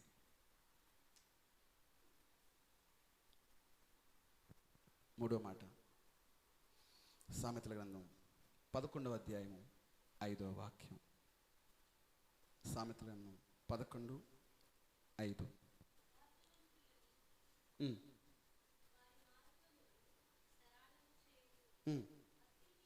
పట్టుకోండి అన్నమాట. భక్తిహీనుడు తన భక్తిహీనత చేతనే, చాలు,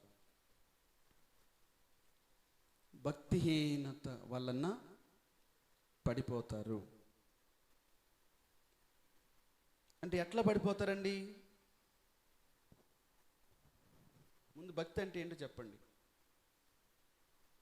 అప్పుడు భక్తి లేకపోవటం అంటే ఏంటో అర్థమైంది. భక్తి అంటే ఏంటి చెప్పండి? ఏం లేదు, శుభ్రంగా ఇంకా చీకటి ఉండగానే పొద్దున్న లేచి ప్రార్థన చేసుకోవటం, వాక్యం చదువుకోవటం, పనులకు వెళ్ళటం, పనులు చేసుకుని చక్కగా సాయంత్రం వచ్చాక మరలా అందరం కలుసుకొని కుటుంబం కూడుకోడు పెట్టుకొని తినబోయే ముందు చిన్న ప్రార్థన చేసుకుని దేవుని కృతజ్ఞతలు చెల్లించి దేవుని సహాయం కోరుకుని రాత్రంతా ఎవరు వేధించకుండా పీడించకుండా, ప్రభా పొద్దున్నే జరిగిన వాటన్నిటిని ప్రభా నేను క్షమించేస్తున్నాను నాయనా, ఆ ప్రభావం నా మీద ఉండకుండా సహాయం చేయండి, రేపటి దినం కొరకు మంచి బలంతో సిద్ధపరచండి అని ఒక చిన్న ప్రార్థన చేసుకుని దేవుని వాక్యం ద్వారా ఆదరించబడి, ఇది భక్తి. ఎక్కడ దేవుని ఆరాధన జరుగుతున్నా, అది గృహ కూడికైనా, అది పెద్ద కూటమైనా, ఇట్లా ఆల్ నైట్లైనా, ఉపవాస ప్రార్థనలైనా, సహవాస ప్రార్థనలు ఏమన్నా, శుక్రవారం అయినా, శనివారం అయినా, ఏనా వాటిలో నేను ఉండాలి, నేను లేకుండా పోతే ఎట్లా, నా ఆశీర్వాదం నేను కోల్పోతానని ఆశతో, నాకు దొరికేదే ఈ గంట 2 గంటలు అని అటువంటి ఆతృతతో ప్రభు సన్నిధికి వచ్చి దేవుని సన్నిధిలో గడిపే దాన్ని భక్తి అంటారండి. ఇప్పుడు భక్తిహీనత అంటే ఆదివారం మొత్తం మళ్ళీ ఆదివారం దాకా కనపడం, ఈ పొద్దున్నే లేచి ప్రార్థన అంటే 2 రోజులు చేసుకుంటాం, 4 రోజులు చేసుకోం, ఈ సాయంత్రం ప్రార్థన హల్లెలూయా, అది భక్తి ఎట్టయిద్ది? భక్తిహీనత చేత 2 విషయాలు జరుగుతాయి. ఒకటి, స్థిరత్వం అనేది ఎప్పటికీ రాదు. 2, స్థిరత్వం రాకపోతే పడిపోతారు.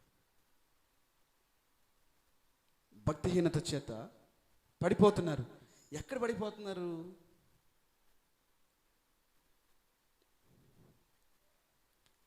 అప్పుల్లో పడిపోతున్నారు, రోగాల్లో పడిపోతున్నారు, దెయ్యాలు భయాలతో. కారణం ఏంటి తెలుసా? భక్తిహీనత. అది మీకైనా నాకైనా. అది తగ్గితే రక్తం ఉన్నంతసేపే, ఆ రక్తం రావాలంటే తినాలి ఎప్పటికప్పుడు. తగ్గితే మంచిది దాచి సరిపోయిద్దా? రక్తం పట్టాలంటే తెలిసిన వాళ్ళు ఎవరైనా చెబుతారా? ఇంతలా ఉన్నాను నేను అని మంచిది తాగుతా కూర్చుంటే సరిపోయిద్దా? అన్నం తినకుండా ప్రార్థన చేసుకుంటూ కూర్చుంటే సరిపోయిద్దా? వాక్యం చదవకుండా? దాన్ని ఏమంటారు? భక్తిహీనత. నిలబడాలనుకుంటావు, స్థిరపడాలనుకుంటావు, పైకి రావాలనుకుంటావు, ఎదగాలనుకుంటావు, అది కలగానే మిగిలిపోయింది. కారణం ఏంటంటే నీ భక్తిహీనత నిన్ను పడేస్తుంది. అయినా నా ప్రభు అంటారు, తెలియక వాళ్ళు చేశారు. ఎంత ప్రేమ అండి యేసయ్యకి! కావాలని దుర్మార్గంగా ప్రవర్తిస్తున్నా కూడా నినివే పట్టణస్తులను చూసి కుడి ఎడమలు తెలియని వాళ్ళు అంటున్నారండి. తన సేవకుని పంపించి నువ్వు వెళ్ళి వాళ్ళకి సువార్త చెప్పు, బాగుపడతారు. వాళ్ళు తెలియక చేస్తున్నారు. ఏం ప్రభు వ్యభిచారం చేయడం తెలియదు వాళ్ళకి? ఇక నేను మొదలు పెడితే మీకు తెలియదు ఏముంది?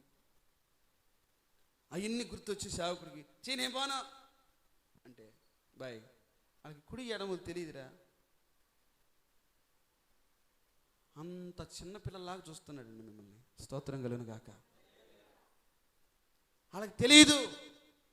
ఎందుకు తెలియదు ప్రభు? వాళ్ళు చదవట్లేదురా వాక్యం. నువ్వు చదువుతున్నావు, నువ్వు చెప్పు. ఆమేన్. వాళ్ళు చదువుకోమని చెప్పు. ఇకనైనా నేను వాళ్ళని లేపుతా. స్తోత్రం కలుగును గాక. వాడు సంపూర్ణంగా భక్తిలో పడిపోయినా నేను లేపుతా. ఒకసారి హెచ్చరించుడు, ఒకసారి చెప్పు చూడు. ఎంత ప్రేమో నాపై యేసయ్యా, నేను ఎలాగా వివరించగలనయ్యా. ఎంత ప్రేమో నాపై యేసయ్యా, నేను ఎలాగా వివరించగలనయ్యా. ఆమేన్. పాడుకుంటూ పోతే చాలా పెద్ద పాట. ఎంత ప్రేమో! కావాలని బురద గుంటలో దొరిలినా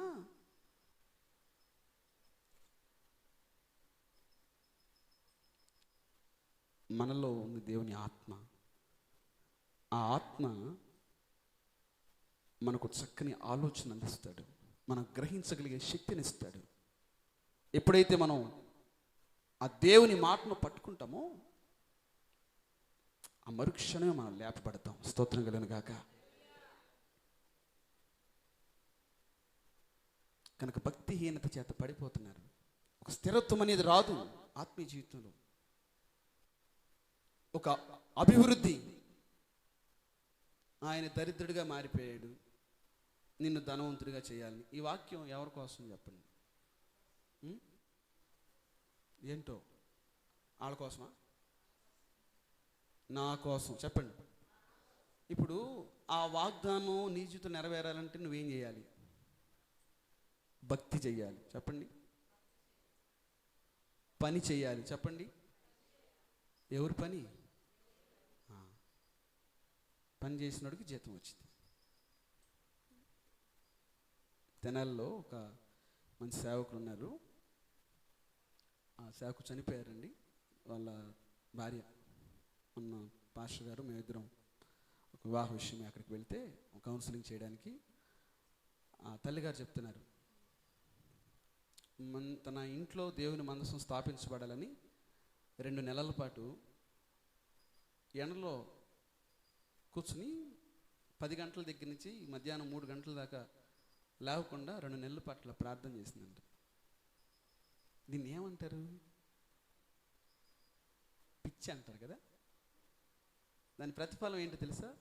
ఈరోజున అక్కడ 300 మంది కొడుకుని ప్రభుని ఆరాధిస్తున్నారు. వాళ్ళందరినీ ఆ తల్లే నడిపిస్తుంది. స్తోత్రం కలుగును గాక. ఆశ. ఆమెకి చదువు తక్కువ, కానీ ఆశ ఉంది. అట్లెందుకు చేసావమ్మా? నేను ఊరుకు ఇన్నవాడిని కథ ఊరుకోవచ్చుగా. అట్లెందుకు చేసావమ్మా అంటే, మనం ఎక్కడికన్నా అంటే నాకు అప్పుడు అనిపించిన ఆలోచన అని చెప్పింది. మనకు ఎవరన్నా ఆడవాళ్ళైనా మగవాళ్ళైనా పని చేసుకుంటే పొలంలో 200 వస్తాయి. పని చేస్తేనేగా జీతం ఇచ్చేది. మరి నాకు ఆయన పని చేయాలని ఉంది, కానీ ఎట్ట చేయాలో తెలీదు. ప్రార్థన చేయటం ఒకటే వచ్చు. మరి ఎండలో పని చేస్తేనే జీతం వచ్చింది. అందుకని వాళ్ళకున్న మిద్దె మీద పైకి వెళ్ళి ఎండలో ఉదయం 10 గంటల కాంచి మధ్యాహ్నం 3 గంటల దాకా ఎండలో పడి ప్రార్థన చేసి 2 నెలలు. క్రమశిక్షణ అండి, అది భక్తి అండి.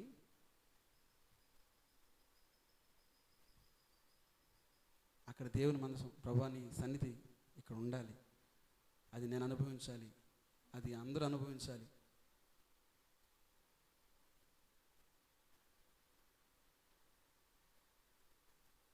ఇటువంటి ఆలోచనలు ప్రభు మీ హృదయాల్లో కలుగు చేయనుగాక. నీ ఇంట్లో దేవుని మనస్సును కట్టబడాలి. దాని కొరకు నువ్వు ప్రార్థన చేయాలి. నిజమే కదా. అరే ఒక సేవకుని నాకు అనిపించింది, ఆహా దేవుడు ఎంత గొప్ప ఆలోచన పెట్టాడు ఆ హృదయంలో. నిజమే, ఎండలో పడి పని చేస్తేనే 200 వస్తాయి. దానికన్నా ఏడ్చి ప్రార్థన చేయడం పెద్ద కష్టమేం కాదే. నాకు దేవుని పని చేయాలని కానీ తెలియదు ఎట్ట చేయాలో. ఆమె లేపుకున్నాడు, ఆయన అక్కడ నిలబెట్టుకున్నాడు. ఇద్దరితో ప్రారంభించబడింది. రోజు 300 మంది అయింది. పట్టట్ల.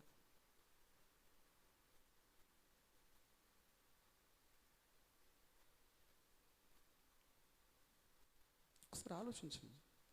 మనం పడిపోయేవాళ్ళం కాదు, మనం ఆలోచనలో పడిపోతాం. కానీ నీ ఆలోచనలు దేవునికి అప్పగిస్తే, నీ ఆలోచనలు వాక్యానికి నువ్వు అప్పగిస్తే ఆయన నిన్ను నిలబెడతాడు. స్తోత్రం కలుగును గాక. ఆయన నిన్ను స్థిరపరుస్తాడు, ఆయన నిన్ను పైకి లేపుతాడు. ఈ లోకంలో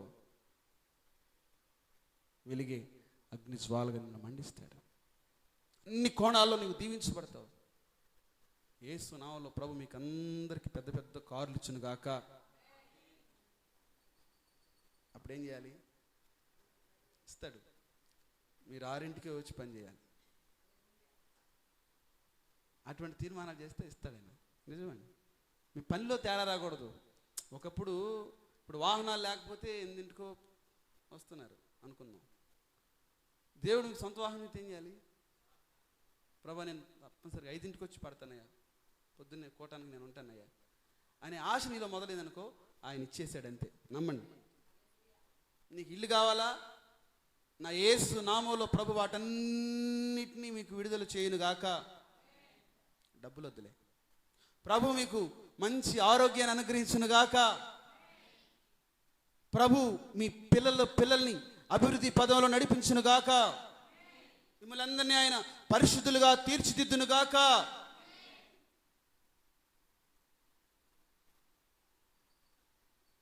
నమ్మండి, ప్రభు వాటిని నిజం చేయబోతున్నాడు. ఈరోజు మొదలుకొని వచ్చే సంవత్సరం దేవుని చిత్తమై బ్రతుకుంటే వచ్చే సంవత్సరం మే నెల మీటింగ్స్కి మీలో చాలామంది కార్లు వేసుకుని రాబోతున్నారు. రాసి పెట్టుకోండి. భక్తిలో తేడా రాగోసమా? Note this point. భక్తి చేయకుండా నాకు రాలేదని వస్తే సంవత్సరాలు గడిచినా స్థిరత్వం రాదు, అభివృద్ధి ఆశీర్వాదం రావు. భక్తిహీనత చేత పడిపోతున్నారు.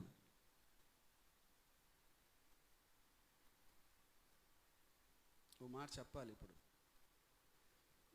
ఏ గొంతులో కన్నా వెళ్ళండి, వాచీలు బాగు చేసే షాప్ కాడ వాళ్ళే, టైర్లు బాగు చేసే షాప్ కాడ వాళ్ళే, కార్లు బాగు చేసే షాపులు కాడ వాళ్ళే.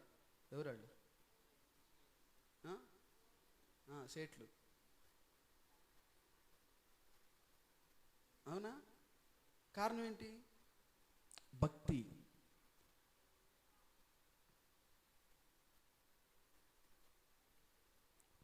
వాళ్ళకి ఆ జ్ఞానాన్ని ఇస్తుంది, కృపనిస్తుంది, ఆశీర్వదిస్తుంది ఆయనే.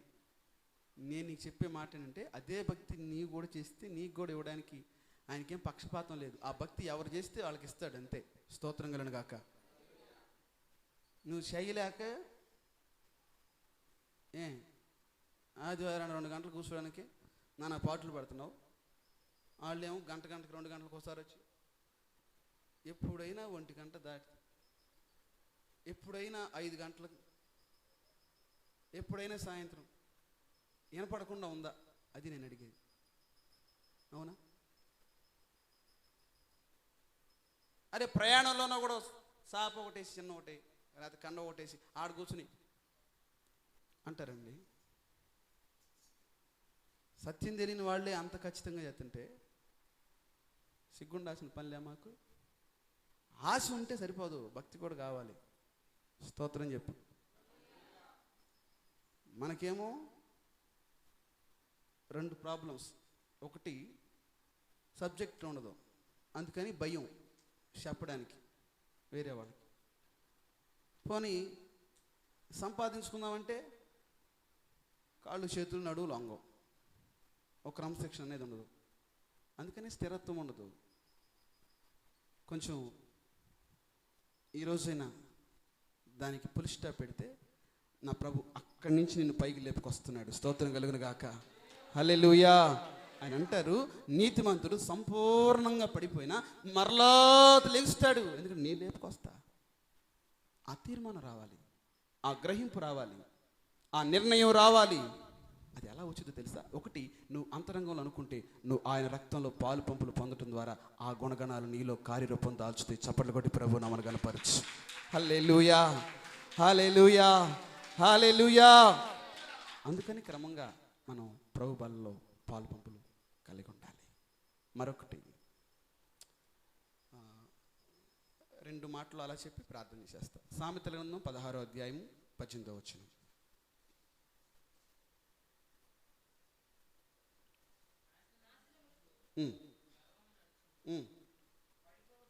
పడిపోవడానికి ముందు మనసు కూడా నడుస్తుందట. అది ఏ మనసు? అహంకారం అంటే ఏంటో నాకంటే మీకు బాగా తెలుసు. అయితే మీకు అర్థమయ్యే శైలిలో ఒక్క మాట దేవుని వాక్యం నుంచి జ్ఞాపకం చేసి ముందుకెళ్ళిపోతా. బాయ్, మీ వాడు ఎక్కడున్నాడు?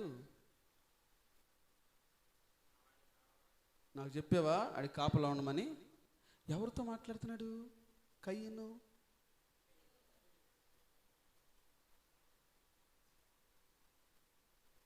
దాన్ని ఏమంటారు? దేవుడే ప్రత్యక్షమైతే మీకు అర్థమైందా?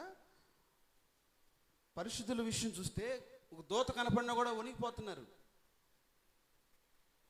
భక్తుల పరిస్థితి అట్టుంది. ఈ గ్రహీపులను ఉన్నాడే ఇంటికి పెద్దోడు, ఉపయోగం ఏముంది? ఫస్ట్ పుట్టాడు భూమి మీద, ఉపయోగం లే. శాదోడు అంటారు. నేను దేవుడు మాట్లాడుతున్నారు అయినా కూడా అయ్యిందంట, నువ్వేమైనా కాపలా పెట్టావు, నాకు పడిపోయాడా లేదా? ఎక్కడా? దేవుని సన్నిధికి రాకుండా దూరం అయిపోయాడు. అవునా? దేవుడు తన సన్నిధికి ఆయన అహంకారులను ఎదిరించి దీనులకు కృపనిచ్చును. గర్విష్ఠులు నీ ఎదుట నిలువలేరని అపవాదిని చూపి మాకు నేర్పించినావు. గర్విష్ఠులు అపవాదిని చూపి మాకు నేర్పించినావు. నీ సన్నిధిలో దీనులైన వారికే సింహాసనమును నీవు సిద్ధపరచినావు.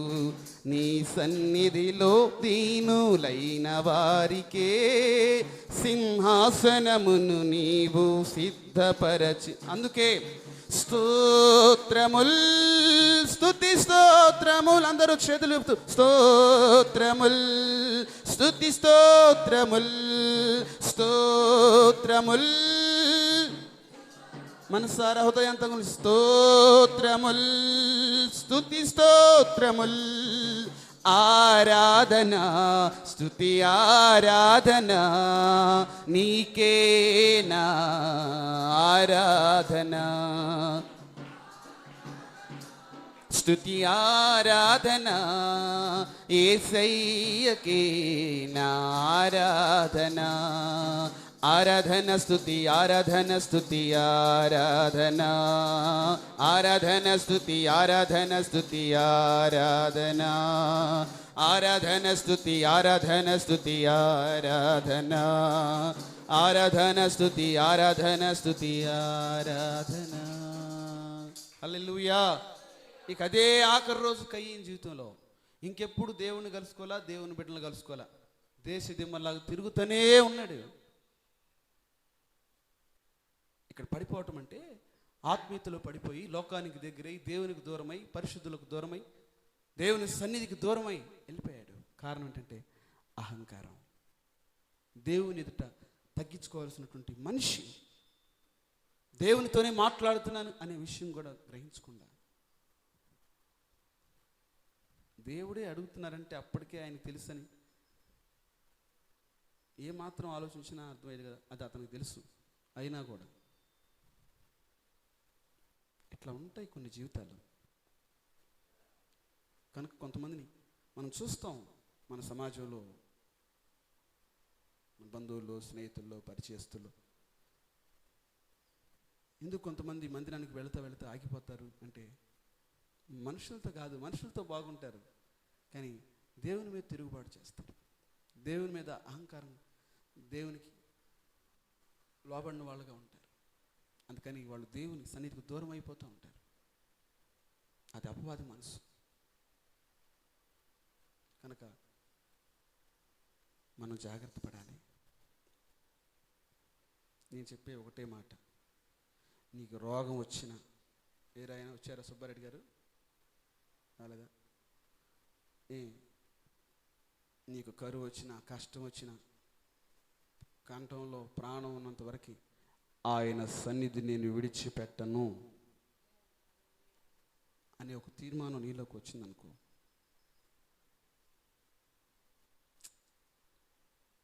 లేపేశాడు 18 సంవత్సరాల చిన్న ముసలాన్ని, లేపేశాడు 38 సంవత్సరాల చిన్న ఏ ఆశలు లేనటువంటి వాడిని.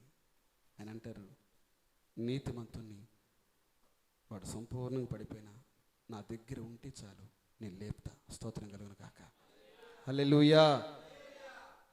మరొక మాట చదువుకుని ప్రార్థన చేసుకుందాం. ప్రసంగి గ్రంథం 4వ అధ్యాయం 10వ వాక్యం, చిన్న వాక్యం, విలువైన మాట. ఓకే, అదిగో పడిపోవడానికి గల కారణం ఏంటంటే, తమ్ముళ్ళు చెల్లెళ్ళు, నువ్వెవరైనా, నీ వయసు ఎంతైనా, అపవాది చేసే పని ఏంటంటే నిన్ను ఒంటరిగా ఉండడానికి తీసుకెళ్తూ ఉంటాడు. దానికి ఏదో ఒక వ్యాపకం పెడతాడు. ఒంటరిగా ఏదో సీక్రెట్, ఏదో అది నీకు ప్రమాదం. నువ్వు పడిపోవడానికి గల కారణం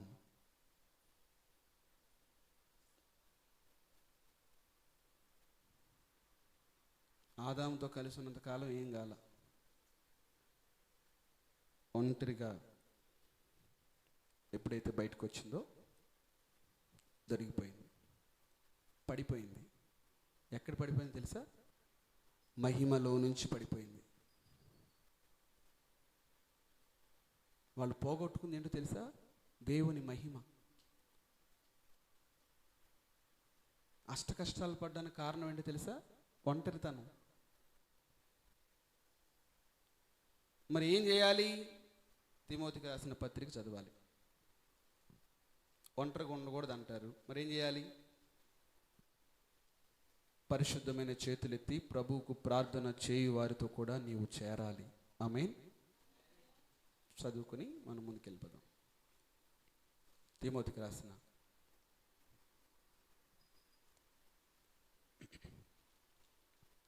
పత్రిక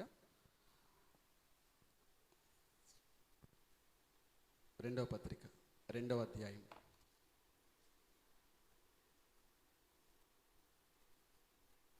21, 22.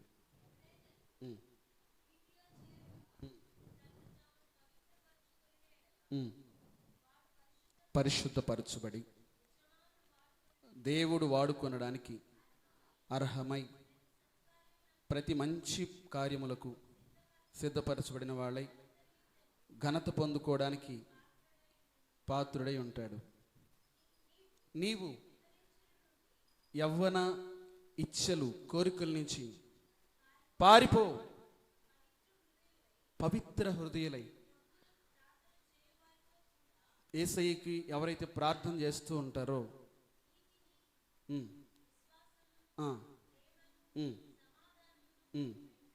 వాళ్ళ మధ్యలో నీవు ఉండాలి. స్తోత్రం కలుగును గాక. ఈరోజు నేను రూఢిగా చెప్పగలను, దేవుని కృప కాస్తో కోస్తో నా మీద నిలిచిందంటే ఆ పరిశుద్ధుల సహవాసంలో ఎదగడానికి ప్రభు నాకు కృపనిచ్చారు. ఎప్పుడు ఒంటరిగా ఉండడానికి ప్రయత్నం చేయలే. ఒంటరిగా ఉంటున్నప్పుడు పడిపోయే అవకాశాలు వస్తాయి. అది దావీదైనా, లిస్ట్ చెప్పుకుంటే ముందుగా అవ్వైనా. సో ఒంటరిగా ఉన్నవాళ్ళు పడిపోతారని లేఖనం చెప్తుంది. పడిపోవడం గల కారణం ఏంటంటే ఒంటరిగా ఉండటం. ఒంటరిగా ఉంటే నువ్వు శోధించబడతావు, ఆ శోధనలో పడిపోతావు. నువ్వు ఒంటరిగా ఉన్నప్పుడు ప్రార్థనలోనో వాక్యదానంలో ఉంటే పర్వాలా, అట్లా ఉండనివ్వడుగా. ఇక దీంతో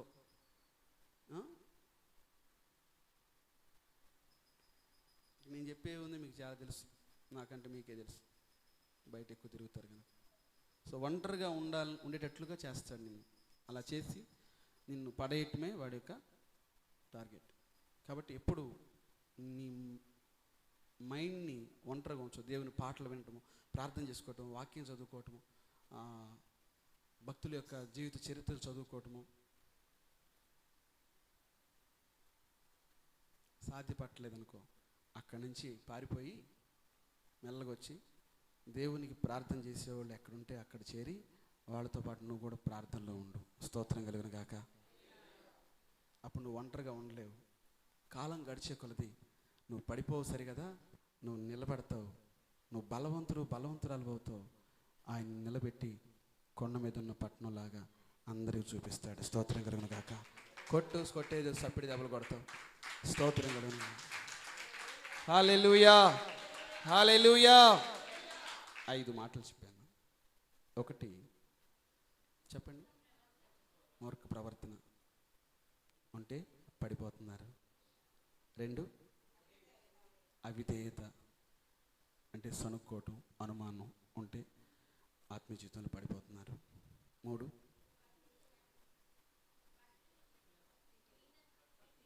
భక్తి లేకపోవటం, భక్తి తగ్గటం అనేది నీ జీవితంలో ఉన్నప్పుడు నీవు ఈ లోక సంబంధమైన ఆశీర్వాదాలు అనుభవించలేక అష్టకష్టాలను పడతాయి. ఏదో అన్నిటికీ నీకు తేడా లేనట్టుగా బ్రతుకుతావు.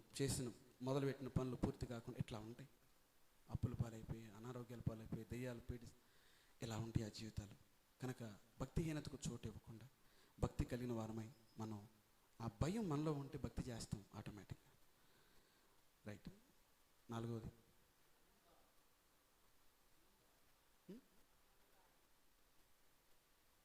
అహంకారం అయిన మనస్సు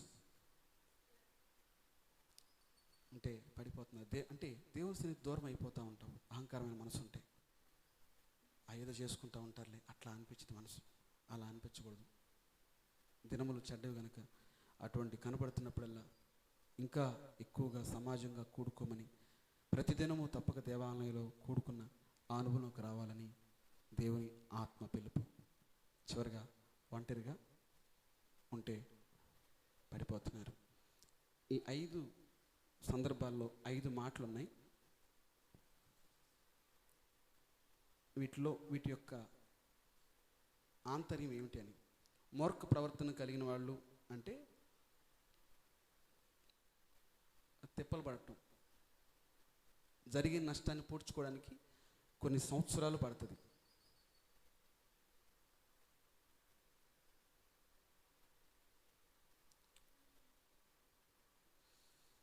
అవిధేయత అంటే సనుగులు, సంశయాలు. దానివల్ల విశ్రాంతిలో ప్రవేశించలేము. మనం అనుకుంటాం భక్తి చేస్తున్నాం, లేకపోతే పరిశుద్ధులతో కూడా మనం కూడా గుంపులో వెళ్తున్నామని. కాదు. వ్యక్తిగతంగా మన అవిధేయతలన్నీ కొట్టివేయడానికి మన తీర్మానం అవసరం. నీ తీర్మానంతో పాటు ఆయన రక్తం నీలో నవనూతనమైన ఆలోచనలు పుట్టిస్తుంది. నీ జీవితాన్ని సమూలంగా మార్చేస్తుంది. 3వది భక్తిహీనత. దానివల్ల ఎలా తెలుసుకోగలుగుతామంటే చెప్పాను కదా, అనారోగ్యాలు, అప్పులు, ఇంక వాటి నుంచి బయటపడకపోవటం, లేదా దెయ్యాలు పీడించటం, వాటి గురించి ఎప్పుడు ఆలోచనలు. ఇది భక్తిహీనతలో ఒక భాగం. అవి ఉన్నవాళ్ళు, భక్తి లేనటువంటి వాళ్ళకి ఈ పరిస్థితులన్నీ ఉంటాయి. ఆ తర్వాత అహంకారమైన మనసు అంటే దేవుని సన్నిధికి దూరం అయిపోవటం. కయ్యను ఎలాగైతే దూరం అయిపోయాడు, అహంకారమైన మనసు కలిగిన వాళ్ళు దేవుని సన్నిధికి, పరిశుద్ధతకి వాళ్ళు దూరంగా వెళ్ళిపోతారు, లోకానికి దగ్గర అయిపోతారు. ఒంటరిగా ఉండడం అనేది నీ మహిమను పోగొడుతుంది. ఏదైతే దేవుడు ఒక మహిమలో నిన్ను ఉంచాడో ఆ మహిమలో నుంచి నువ్వు వేరైపోతావు. ఒక సంఘంలో ప్రభుని ఉంచాడు, అక్కడుంటే ఎంత ఘనత నీకు, ఎంత మహిమ. అది ఎలా పోగొట్టుకుంటావంటే ఒంటరితనంగా ఉంటే తప్పైన ఆలోచనలన్నీ, తప్పైన బోధలన్నీ విని దూరం అయిపోయే వాళ్ళు అనేక మంది కనపడుతున్నారు.